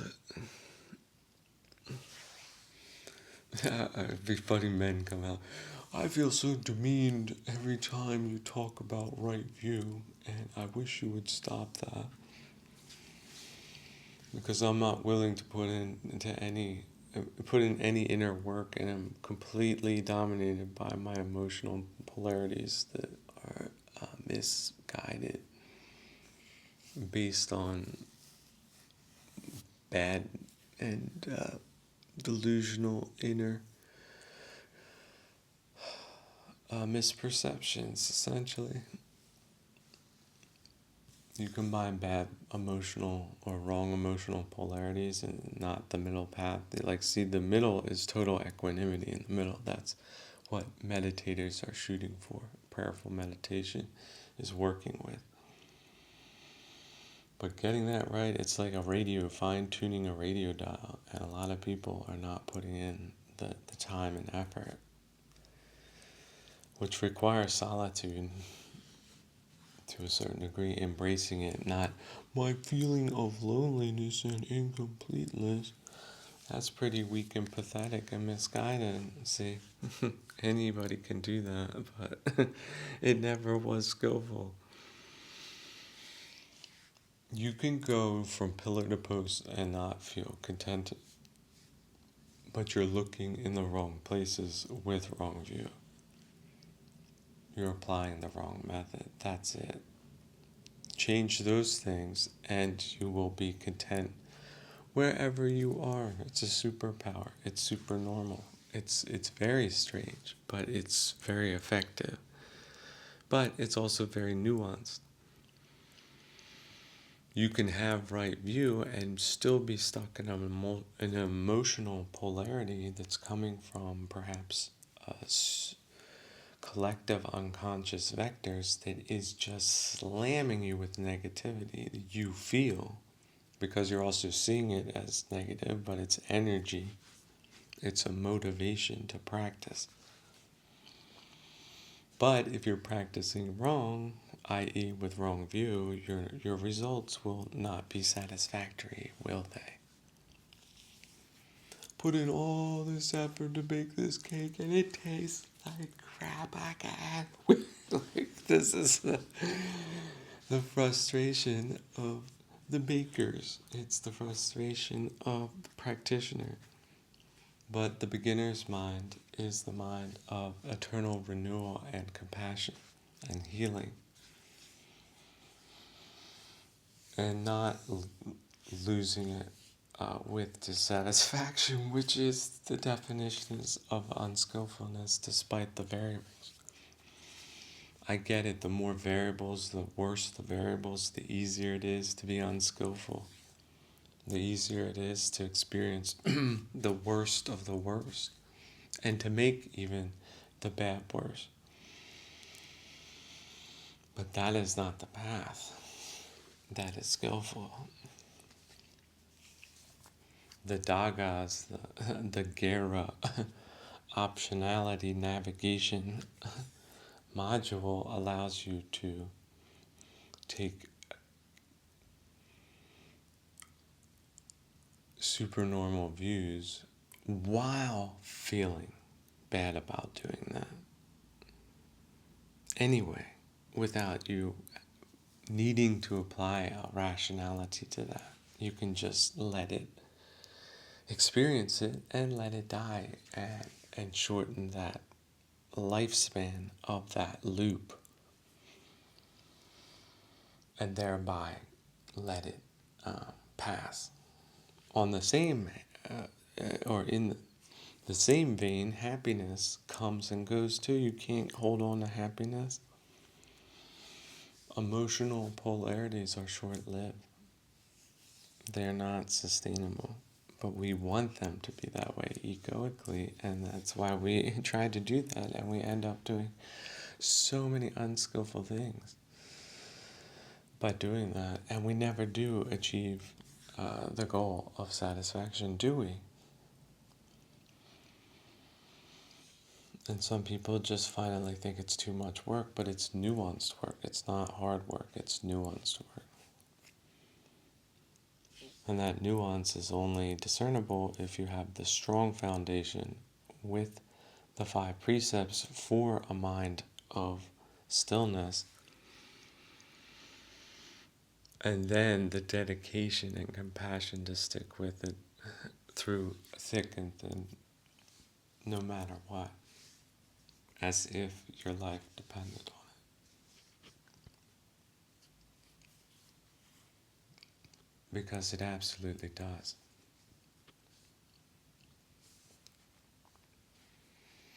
Not being able to adjust to right view is fatal, or might as well be. Worse than fatal, it's hellish, isn't it? Diabolical. Unnecessary suffering based on wrong views.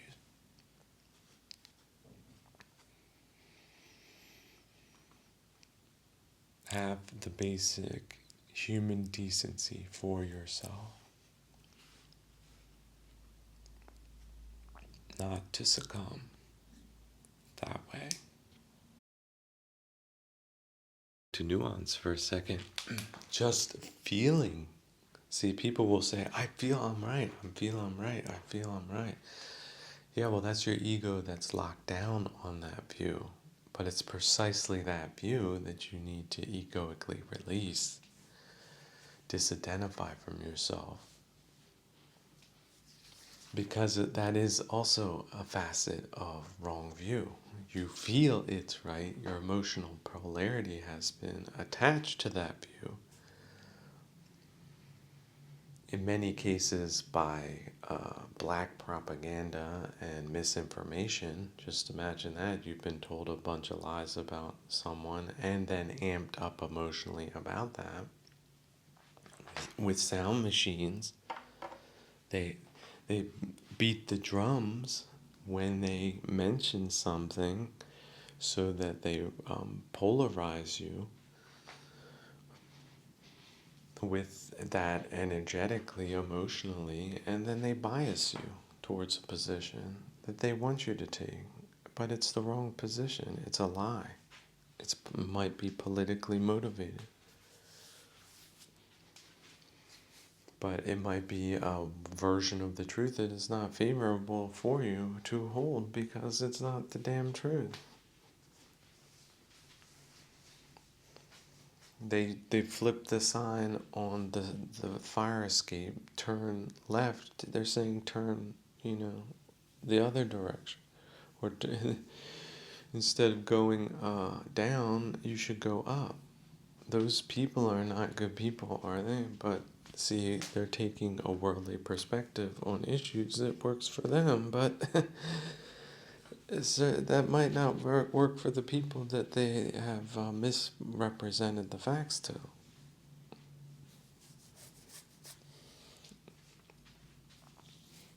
And just think of the nature of wars, like old wars. How did they get one side to fight the other, with different interests? That's sort of what the whole thing comes down to. But then amping people up about wrong views, essentially. But on the other hand, there's always two sides to a conflict. There usually is an aggressor side and then the victim side. And it's pretty easy to identify, at least morally, with the victim side. But as we see, misinformationists, they like to make that nebulous on a continuous daily basis. It's a flood of that way of perspectionism and opinion forming that they're all in on. They don't have any problems with that. They consider that to be effective if they're able to push people a couple of degrees in one direction using any type of old nonsense to do that. That's their whole goal. So in a godless society that is filled with Batuginos that look after worldly things without any regard for their spiritual consequences, then you can have social pathologies like this just go on and on without any pushback until things begin to break down. And then hopefully people can question themselves and also catch themselves and reclaim themselves. Here, right? I am awake, I am aware, I am aware, awake. Just like the dog, sit. You gotta bring your dog to a sitting position. And then you have to snap yourself out of it. Get out of autopilot. We get into autopilot, get out of autopilot. Especially if you're monitoring passively your emotional side of things, which we're not trained to do, and then taking that very seriously. If you start developing unwholesome attributes, like you are watching your rage gauge, and if it gets over a certain voltage, you start taking active measures before it even gets close to becoming a problem, kind of thing. Yeah, that's wise. That's practical. That's simple, but also not so simple. But it's frightening to think that a master like Ajahn Chah went through a long phase of him just saying not this, not that, until he finally came to some of these realizations and really implemented them. That's the other thing. We Westerners, if you look at the tree of life, we are stuck in the knowledge part, but we're not processing it into the wisdom part and moving down the tree to the manifestation part. We're getting stalled at different phases. So it's not head practice, it's hard practice.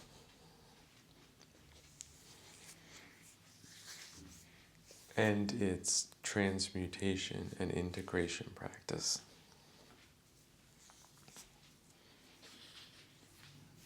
So, but it's terrifying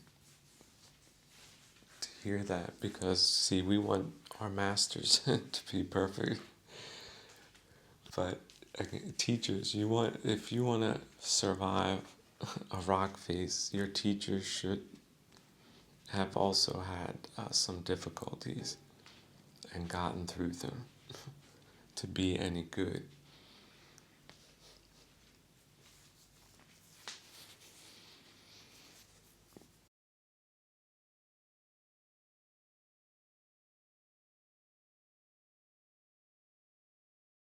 The question came up, how do I get or shift my mind from monkey mind to samadhi? Thank you. And I said, yeah, this is the trickiest part. It's your mind is being assaulted by all different types of images, and it's contracted and it's juiced. It's amped up, it's electrified. And so what do you have to do? Well, you have to take immediate cool down measures, like take deep breaths, like just shift your focus just a little bit to something else within inside you, because you have control over how you react to things. More because you practice a lot and you're good at doing things like this. And this could be any type of situation that might vary from an expectation that you had for something that now might be impossible, or you believe it to be impossible. But that just might be the way things look now. But looks can be deceiving. Maybe, maybe not. That's always true in every moment, no matter how bad. That's why it's so good, because it's so concise, because it's so deliverable, it's so memorable. And it's sort of so flippant, but it's skillful flippancy against unwholesome things.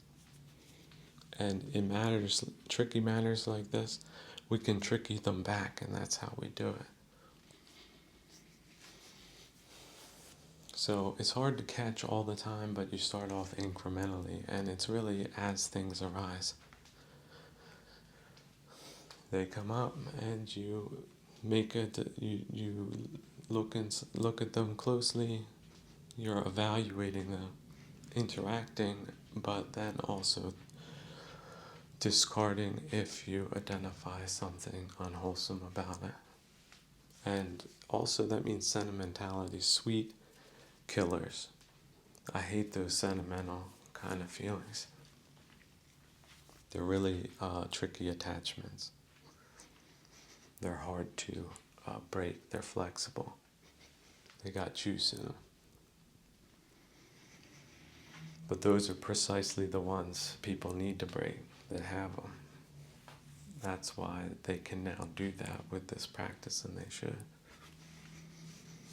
Do not tie yourself to any kind of unwholesomeness and tricky your way out of it every time it arises. You need a new judo move, even if you have to invent it as you go. Because again, it's not about reading the books, it's about practicing. And practicing is also innovating and observing and experiencing, in many cases, severe pain, also of an unexpected nature. So it's a continuous process of mistakes, recovering from mistakes, assumptions, recovering from assumptions, movements and recovery from movements, thinkings and not thinkings, more spinning disc, less direct punches, more softness, less effort. Coming back to samadhi, okay, well, you know about the drawing practice. I recommend at least a 15-minute drawing practice per day in a notebook specifically designed for that you date. And then it becomes a collection of reflections, and you can look at it in a methodical way and in a historical way. And that can be very enlightening. But you need not go through it if you don't want to every day, but sometimes you'll flip to a page and you'll gain an insight. But when you get into drawing geometric shapes, see, I don't think drawing chaos is something necessarily, it's not the only genre, okay? It's just one genre. But there's also light geometric, and again, symbols are something that does resonate as a bridge. And you want a calm and secure and stable bridge to your inner work. And so these symbols loosen up the egoic muscle, and you zone out, right? That zoning out is samadhi. You're already then in a state of contemplation and a state of being able to choose between whether you're going to entertain this or that thought, like, oh wow, look at all of these things I was worried about. I'm just going to drop that right now, and I can see it right away. That's just a mind trap. It's a worry. It's a recurring worry. I'm going to let that out like a flock of gnats or something blew in, and now you're going to open the window and shoo them out, and close the window, and there might be three more, and then you open the window again and you shoo out those. See, you're performing spiritual purification in samadhi. And then you're focusing on the essentials like the breath, breathing in deep. The air has more trace elements and also energetic particles that are important in higher states of consciousness. So concentrating on it, you're also concentrating on the furnace, which is keeping your fire burning brighter than what it is, which is probably a dim flame or an ember in many people's cases who are suppressed by all that damn dukkha. They got a mountain of it. They got a mountain of charcoal and an ember. But if you blow that furnace, you energize your body with air in a consistent, ritualistic, deepening kind of way. You can form the chi energy, also internal spiritual energy, to elevate your mind and detach from, first off, everything. You drop everything when you reach that state. That's why it's considered a mini liberation. It's a temporary relief. It's a cessation of suffering. It's the act of it. It's the snipping of the fruit of suffering from the vine of life. And it drops and drops and drops and drops and drops into infinity and disappears into nothingness, which is a vast, vast ocean of pure infinity, an infinity of relief from all frustrations, aggravations, mistakes, misunderstandings, time wastings, attachments of all kinds, conditionings, traumas, memories. All of that just gets scrubbed off with like a power washer. Just Lagus, just directed Lagus energy, just blasting that life energy, the life of water, that dynamic force, that cleansing, purifying force, just blasting off all of the accumulated crud in the higher realms of your mind and body, and you just light that furnace with the breath. And that energy comes in, that dark energy, that mysterious energy comes in, and the battery of your mind is just charging to infinity. You're at now 2%. Look, it just got 3%. It's going to 4. Some people, it might just, if they don't have any hindrances or doubts or blockages, that they allow themselves with compassion to feel good for a change and drop all the nonsense out there on those streets or anywhere else, in our families, regions, countries, and that we recognize greed, ill will, and delusion can happen to anyone, and we all have our own personal responsibility to curate it out of our lives to the best of our ability, so help us God. And every other deity, for people that have a problem with God, and that is a problem you have, just let that problem go. Don't make it a dogmatic thing. Let people think of God as a positive affirmation. If they have to see it in psychological terms, it makes it acceptable for them to be able to accept that other people use that term in nuanced ways that are meaningful for them. Religious dogma never led to good results necessarily. Of course, you can make terrible mistakes when people aren't qualified to do those things, or misinterpret them, or abuse them, or all the worldly five realm kinds of things. But you can over-stupefy things, you can under-stupefy things. You can tolerate these things and also not tolerate those things, and still be congruent with what one should consider the good life. The life of a practical philosopher and a social, civilizational matrix that is the same way.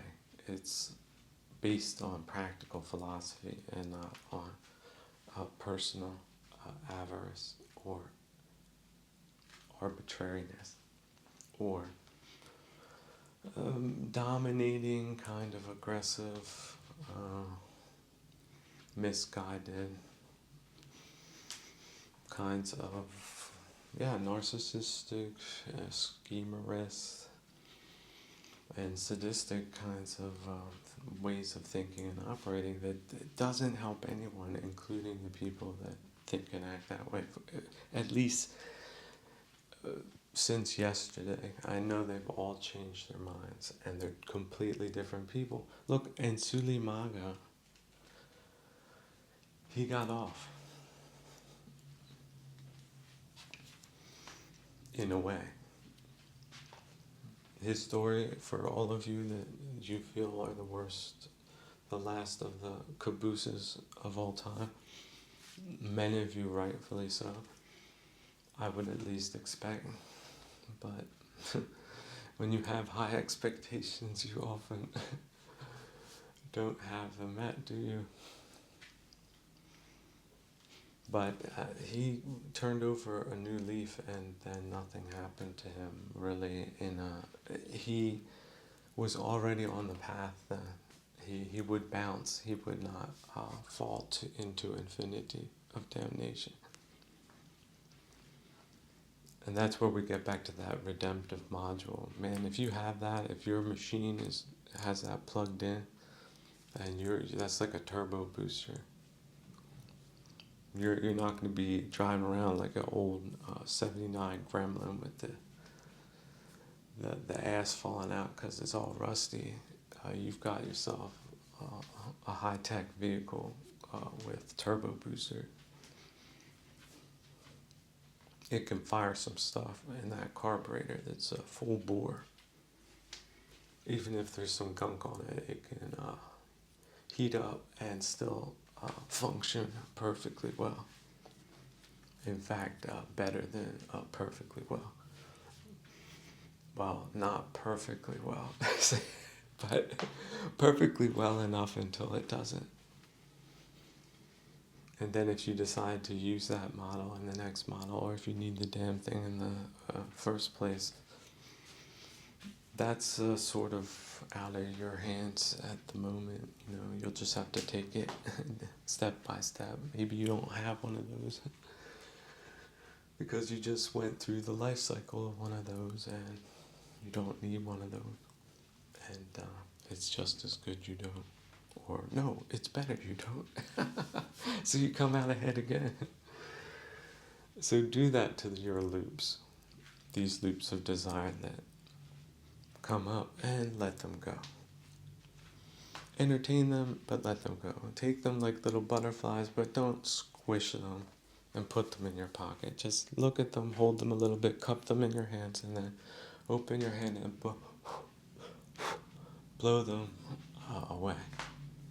And then they fly, fly, fly. It's a beautiful thought, even if it's some form of suffering or frustration. Yeah, look at the frustration. What are the components of it? The abstract components. Once you've disidentified and depersonalized things, what are the abstract components? Look at it alchemically. This, and this, a comparison, a desire, a grudge, a predisposition. Mix it up into a cake and smell it already? Can I burn that off? Let's turn up the heat in the crucible of prayerful meditation to get rid of this gunk. I'm not going to live life with a grudge. I'm not going to hold a grudge against anybody. In fact, I also know, like I said, everybody can change. If people wake up today or tomorrow and are completely changed, I believe them. If it's true, I do believe them. Because it happens all the time. We know it's true. We just don't think people can change their opinions, but why not? I thought this was going to be a thing. Now I've sort of gained a little bit of distance, and now I question whether that's the right way, and now I'm going to consider a couple of other options that seem more plausible because there seems to be deficient analysis in certain areas that might be pretty important to know given all things considered, such as trying to live a philosophically sound and practically implementable kind of life that might be atypical because it's also normo-atypical, but it would be not so compassionate to treat someone that might be that in the same way as you would apply other norms or labels or aspersions on or to. But of course you would need to have the type of facilities where these types of things could take place, and that would have to be some form of solitude.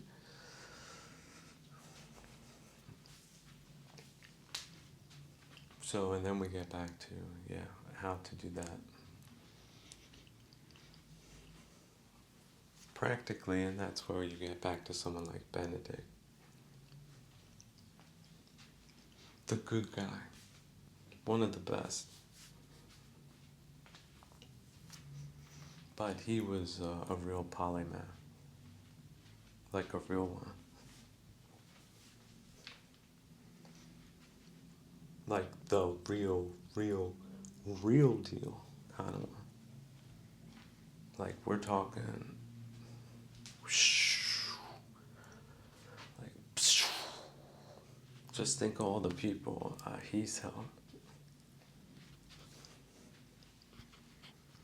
That would just knock you flat down on the ground if you knew that number.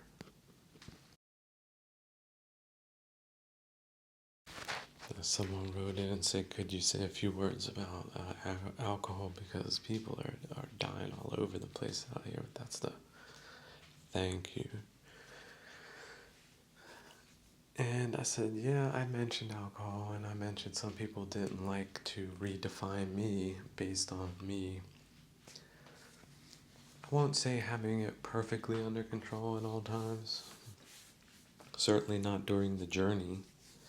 But it was a gradual diminishing, a wrestling, a strangling, and also removing and making it more difficult, removing the access to it, and lowering the dosage of it. You see, these are fine nuances.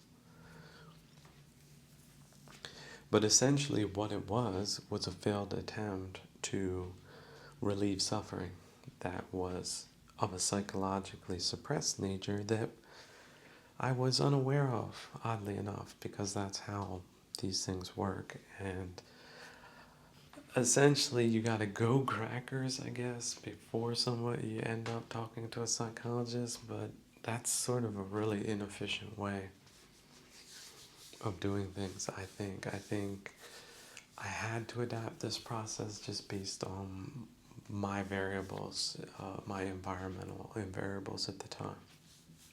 Also living in culturally repressive and subversive times. And also very many other warlike measures that were deliberately designed not to be good and weren't and aren't still in play kind of things. But be that as it may, that's often the case, isn't it? That, why should we blame all that marvelous energy that we were able to convert into something brilliant and useful and helpful for many other people suffering from afflictions for other reasons than the 5 sense reasons that these variables took on in this time. So yeah, no hate, no blame. It's about evolution, transformation, and journey. It's not about story, because you might not be qualified enough to write your own story. See, people want closure. They want to write, I am this now. They want to define themselves. But what they're doing is limiting themselves while they're misunderstanding themselves. And so they're caricaturing themselves and distorting themselves. And bending themselves and twisting themselves, and that's where a lot of the contortionism uh, comes from.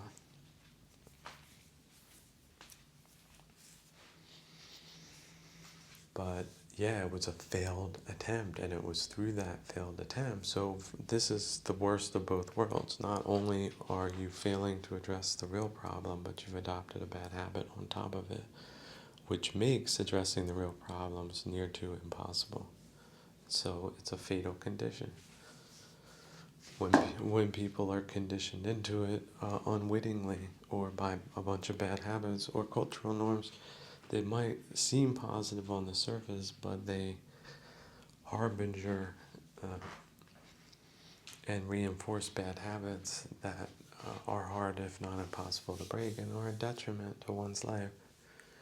Despite what anyone says or the rationalizations that they have, they need to understand that they're unskillfully dealing with karma that is suppressed, and that's a normal, common state to have.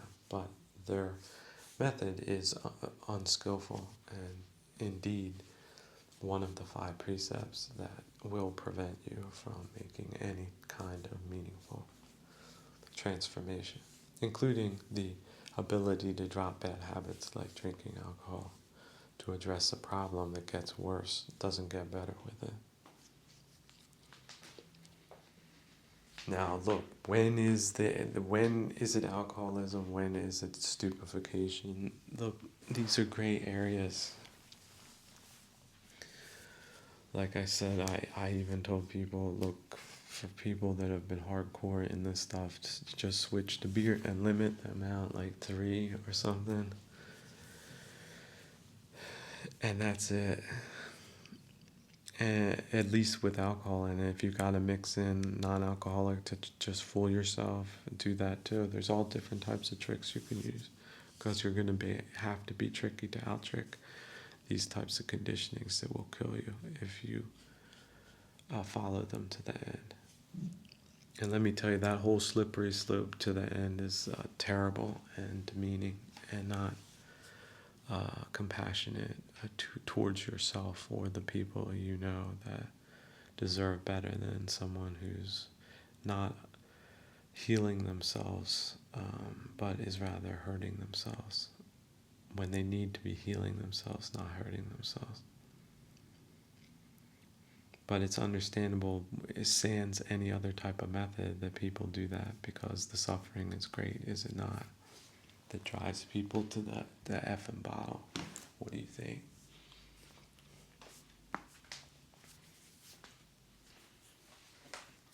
So have a little bit of compassion for people and also their suffering, but not too much. But of course, it's up to them. You cannot make them do something that they don't grasp. This is why it's addressed to you, not them. You. Because it might not be alcohol, it might be something else. All these damn pills, they have, it's a sophisticated game out there. You need the new download. And then they've got stuff they're selling as, performance enhancing, steroids, look, in the fitness scene. All that stuff is toxic as hell. And you got convincing, charismatic people pumping up behind it. So look, it's understandable people get thrown off track. But this system, this practice, that's what that navigation module and redemption module is for. Those 2 things, you plug them into your human robot program, and those things are working passively in your mind to declutter everything and rearrange and reformat without you even noticing it. What an enhancement. What price would you put on that if that's what's ailing your system? Where's the price you wouldn't pay? But see, nobody can give it to you. You have to tinker with it till you get it right. I just delivered to you the conceptionality of the possibility of modifying habits, bad habits out of existence. And introducing new ones, but doing things step by step, not trying to do everything all at once, because first you got to get rid of the bad stuff before you can start with the good stuff. But see, people want to do all things at once, and they don't achieve anything in the process. And a lot of people, because they got ego problems, won't want to admit how messed up they actually are. They don't, or they're unaware of how messed up they are. But these types of rigorous confrontations within the confines of ritualistic practice with no damn drugs and no inharmonious, unsafe conditions, then people can decompress and really confront these things and not look away, and also know what they're doing while they're doing it, which is not being crackers. But that this is a transformative process that has an emotional component to it, a cat-like emotional component to it, which is more gestating and inward focused than proving some performance metric. Like, I'm so tough that I don't need to do that because I'm not being bothered by these things I'm in denial about until they overwhelm me and kill me, put me in an early grave.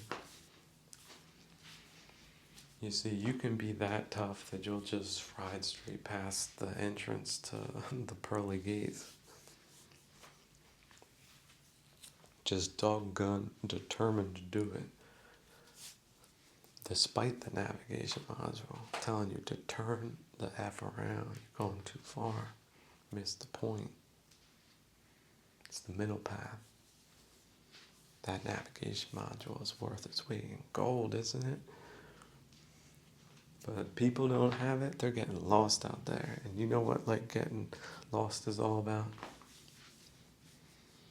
You ever wander a little bit too far into the woods as a kid and you turned around and you didn't know which way was which?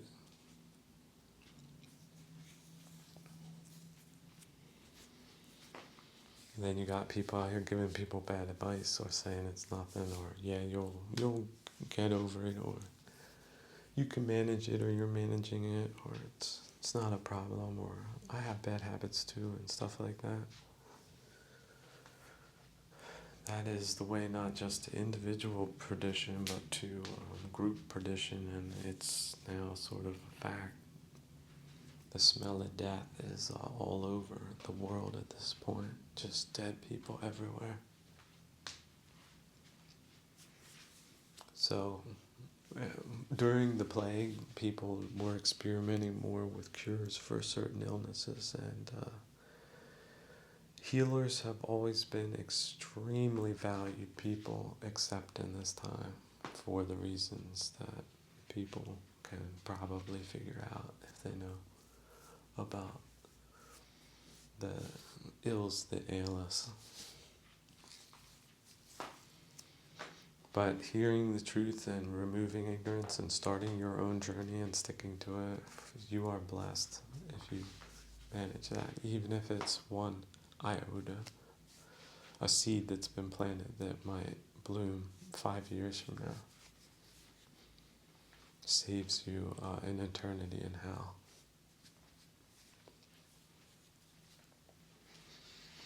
So people do appreciate good people, but it's hard to find them. But when they do, they should hold on tight. Because the goodness doesn't last always. We are, after all, in mortal form. And yet we should not be less than our best selves ever. In fact, we should always be the best. Because we are that. You are that. Say, I am that. I am the best. I am the best version of me I can be. What is the best version of me? I can be that. I decide that. I can be that. Yes, I can. The best version of me. I was recently listening to a description of different things, and I think it was Tibetan Book of the Dead, and somebody was doing investigations into that, and then they went on some type of bad trip, and they sort of experienced ego death, but within a paduginistic state of mind, which is not recommended. No five precepts, right? Total newbie with no real orientations or understandings of mythical beings and other things. Just thrown in there naked.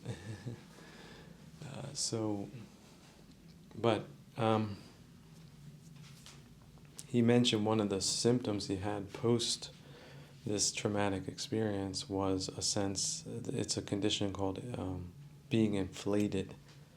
He had a sort of like a smug sense of superiority, or a weird sense of being superior to others, or being somewhat captured in a narcissistic kind of bubble after that experience due to the unskillfulness going into it.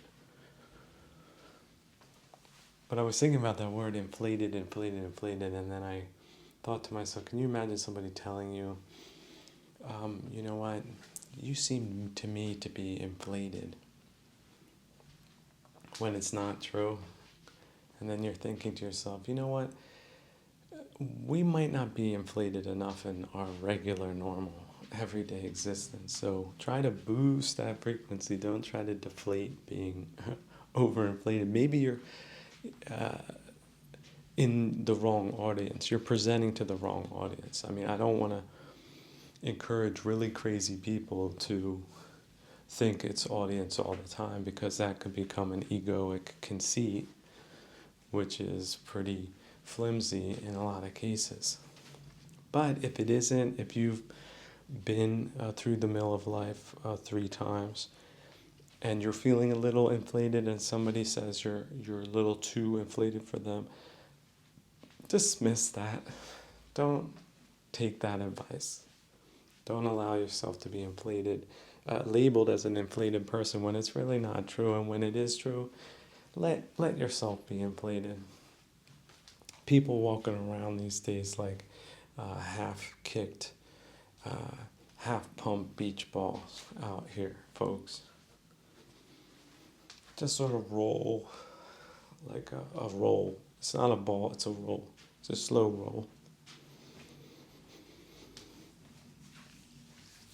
And that's not the way we were meant to go through life. So if you're feeling a little inflated, enjoy it while it lasts. Try not to let yourself get down by people saying you're inflated, for God's sake. Usually inflation isn't the problem, but I do get it after a psychotic episode. Yeah, it might be a problem, but don't deflate yourself down to a level of normalcy that isn't sustainable or desirable or healthy or recommended.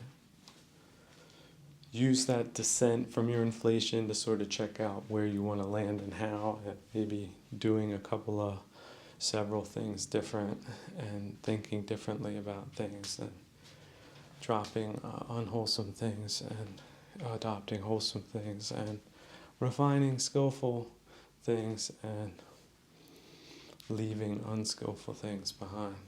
All of that all at once, all the time. Something like that instead.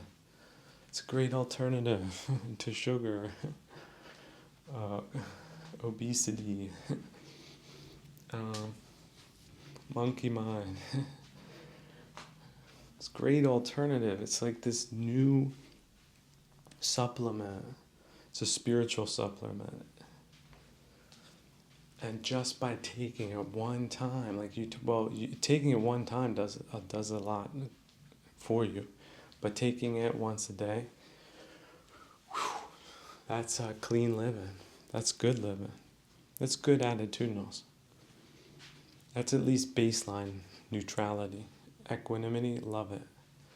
There's no requirements on equanimity. I don't have to care. Not caring is one of the best feelings in the entire world.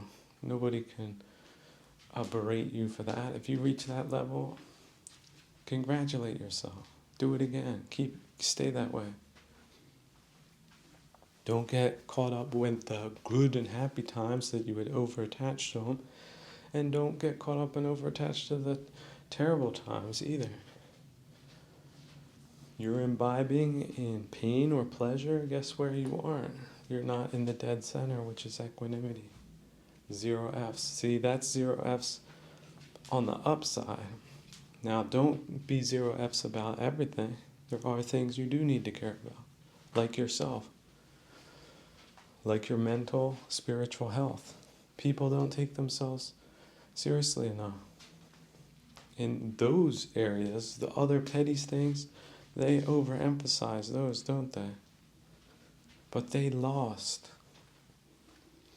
They're in that labyrinth. They're in the thorn bushes, friend.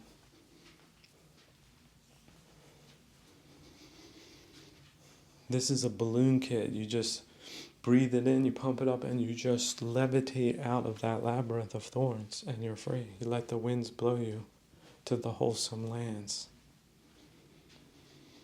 that every living being deserves, because compassion is a virtue, and it's manifested in the practitioner by practicing it on the practitioner.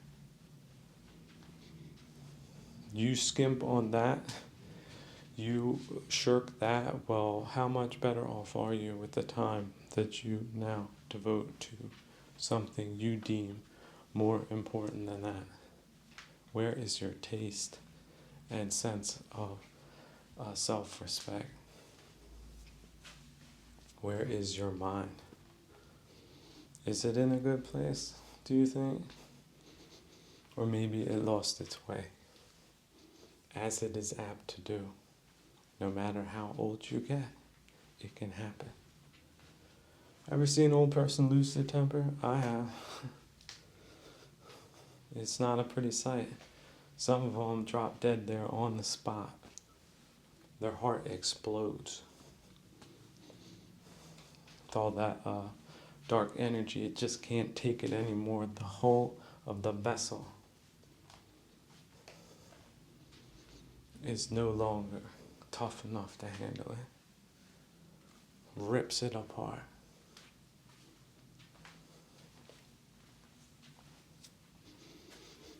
So, friends, that is no way to go. In fact, the Thai people, they have their well-placed superstitions about dying that way. That is a bad way to go.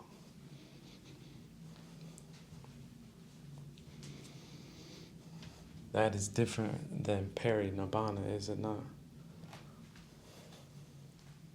But why do we have to wait till the last damn second to calm ourselves down now and let those unwholesome things go? Let it go. Bring the energy. Bring the energy. Bring the dedication. Bring the sincerity. Let it go. It comes back, let it go, throw it off. Grab it. See, maybe letting go is too passive. You gotta grab these things, hold on to you, and rip them off. These damn leeches. Or light them. See, light them off if you have to. Although, of course, and that's strictly Buddhist, you need to think about how to do that more skillfully. But if you're dying in the beginning, you might have to just do the flame ritual to give yourself a fighting chance. In the fight for your soul, I really think it's no holds barred on leeches like that. You will, I think, be able to forgive yourself later for doing it. So watch to your attachments. You know, you feel the suffering, but it's the attachments that the key is made for. And you have to insert the key and turn it and release it and walk out of it. Real slow walk out of it. Because otherwise you will remain there. Look at that devil cord, look at those chains. Look at that stumpy head on top, that animal monkey mind. is in the ascendancy that's got you covered, man. You ain't seeing things clearly. Your 5 cents wrong. Your beamer's been hacked. Your mind beam. So snap out of it. Imagine that you get your co-team leader up there in the sky keeping things safe for freedom.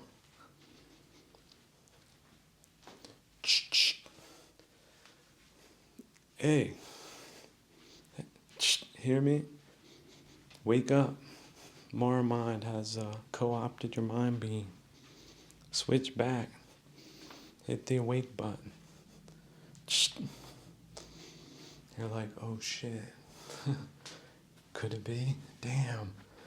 And then you hit the awake button and you watch your navigation system like do a 180, and then all your dials on your instruments change. Look at the altimeter, you're at 100 feet, right? You've got to pull up quick. Get back to the aim. Get back to the strategy. Get back to health, slow living, calming down, being compassionate to the human animal and other human animals, and living as skillfully and brilliantly as one can with no outcome dependence. It is the journey. It is only the journey. There is only now.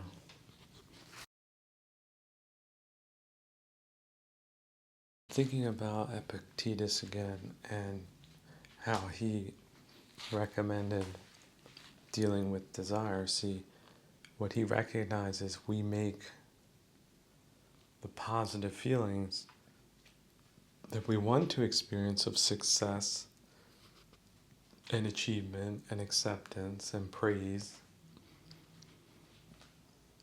We're making that conditional with a thing, an outcome. But that conditionality has nothing to do with the thing. It's just you were unwise enough to make that connection, which is normal. That's what normal people do all the time right now. Look around. Somebody with no skill or awareness is doing that right now. Give it 5 minutes. But that's optional. If you have practical philosophic insight, that principle and the discipline and the practice and the patience and the 5 precepts, so that is your manifest skill set that you apply like a surgeon does. Or if you want, a surgeon applies a scalpel, or you could use the other metaphor of an ace fly swatter with an ace fly swatter. Just imagine how annoying those damn flies were before then. Now, see, that's not really a Buddhist metaphor, but that will connect with people that aren't quite as sensitive yet for all the other things, just to give you a perspective. Yeah, those flies or those annoying thoughts keep coming back to you. But that fly swatter and your awareness of it and your skills, they keep getting better. And none of that gunk gets on your hands. You just drop them one after the next. And you don't do it conditionally with the bad things, and you don't do it conditionally for the good things. See, we're getting in our own way. We're saying, I have to climb this mountain first before I will recognize that I am an amazing, blessed, divine being in the here and the now. And that I deserve to feel that way about myself, knowing that is true, without a condition being placed in front of it. That I'm just going to experience the desire for that, but I'm also going to experience the cessation of that desire, and then I'm going to grant myself a manifested reality that is synchronized, holistic, integrated, accepting, compassionate, real. As raw gets. For those rough riders out there, this is the rough riding style. This will get you out of a pinch. This will pull you. It won't pull your bumper off. It'll get you out of the craig. But it's you that's got to do it. Don't wait for that rescue company. There's the jack is there, the pieces are thrown all around. It's up to you to put that puzzle back together. But it can be done. This is your co-pilot from afar, letting you know, sending you that download. But nothing more. It's sort of incomplete. But it's pointing you in a better direction than total disaster. So use it. Don't lose it. Get them gear hands and that tennis ball practice rolling.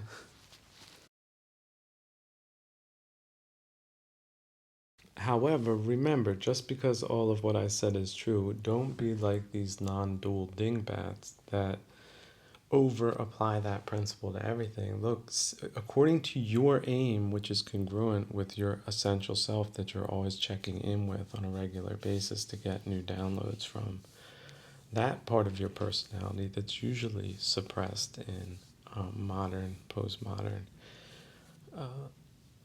lifestyles is something that you seriously and intentionally and carefully and compassionately need to establish contact with on a regular basis so that you can make adjustments, even if they're micro adjustments, that you can stay flexible, that if something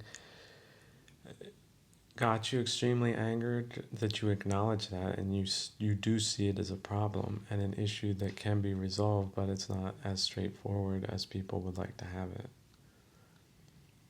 So yeah, that punching bag has a hole in it now and my hand feels broken, and that wasn't skillful, but at least it was a playfully experimental attempt, and next time I don't think I'll be doing that, but I'll be doing other things and a combination of things before I get to that stage, and then I won't overdo it because that wouldn't be the middle path.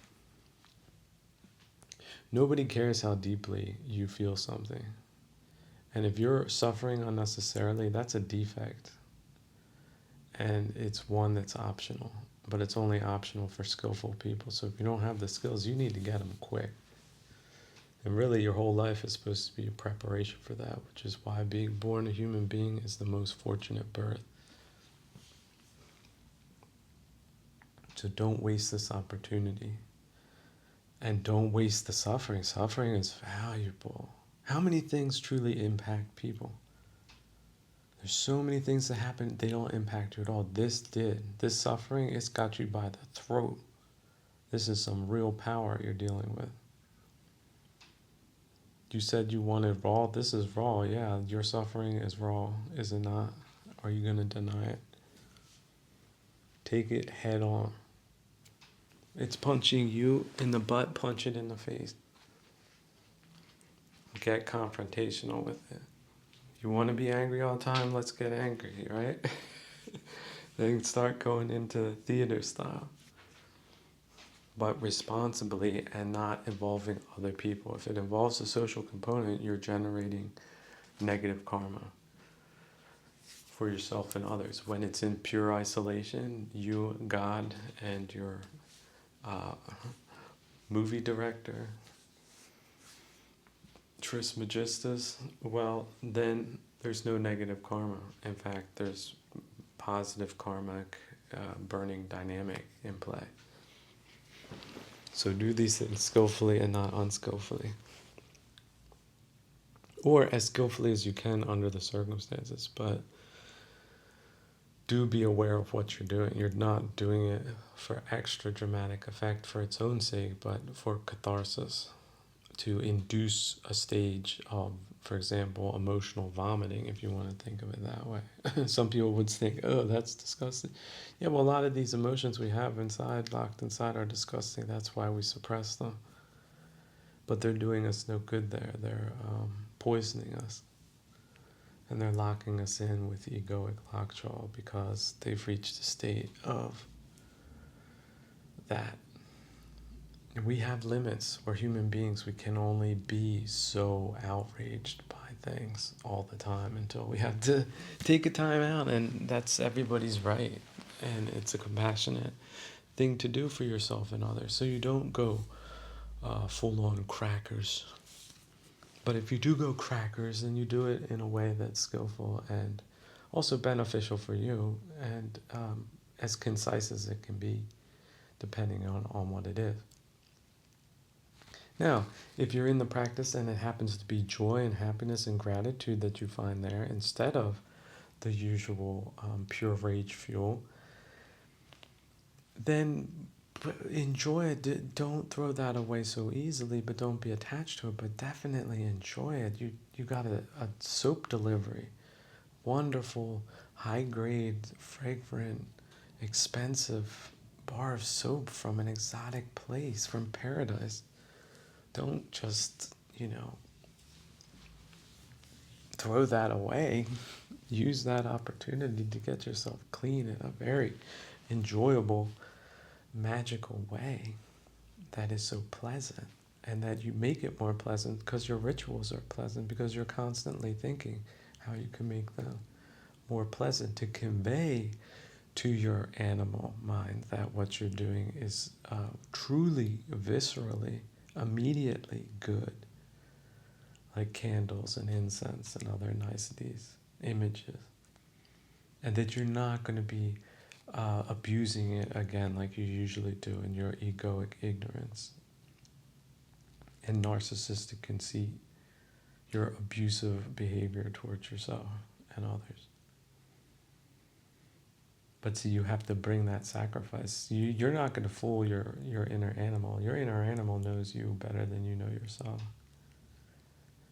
In fact, it's now a bad part of your personality, and it's in the dominant position. So you don't bring the sacrifice, and that incense isn't on point, and the arrangement isn't on point, the flowers aren't on point, it's not going to mean as much as it could. So don't waste that opportunity to create meaning in your life by creating meaning in your life in even the smallest way possible. Arrange the leaves at your feet in the bowing position in such a way that conveys respect towards Gibor, the concept of the universe as a whole. Make it meaningful. You can make it meaningful. Do it. You deserve it. You are a child of God. You are part of this divine tapestry. You have permission. Give yourself permission to do it. The only thing keeping you from that is basic compassion for dumb animals. And you are one. Accept it. But not all the time. Even if it feels that way, let them feel that way. It's not true. Don't overdo it to the point of an extreme. If I always come back to the middle path, but you might have to set off a couple of pop some smoke every once in a while to get that chopper coming in to get you out of there. I'm popping a big can of green smoke right here. Look at it pop. A helicopter, I know it's inbound. It's taking me off this damn battlefield. That's the arrangement I have with my crew.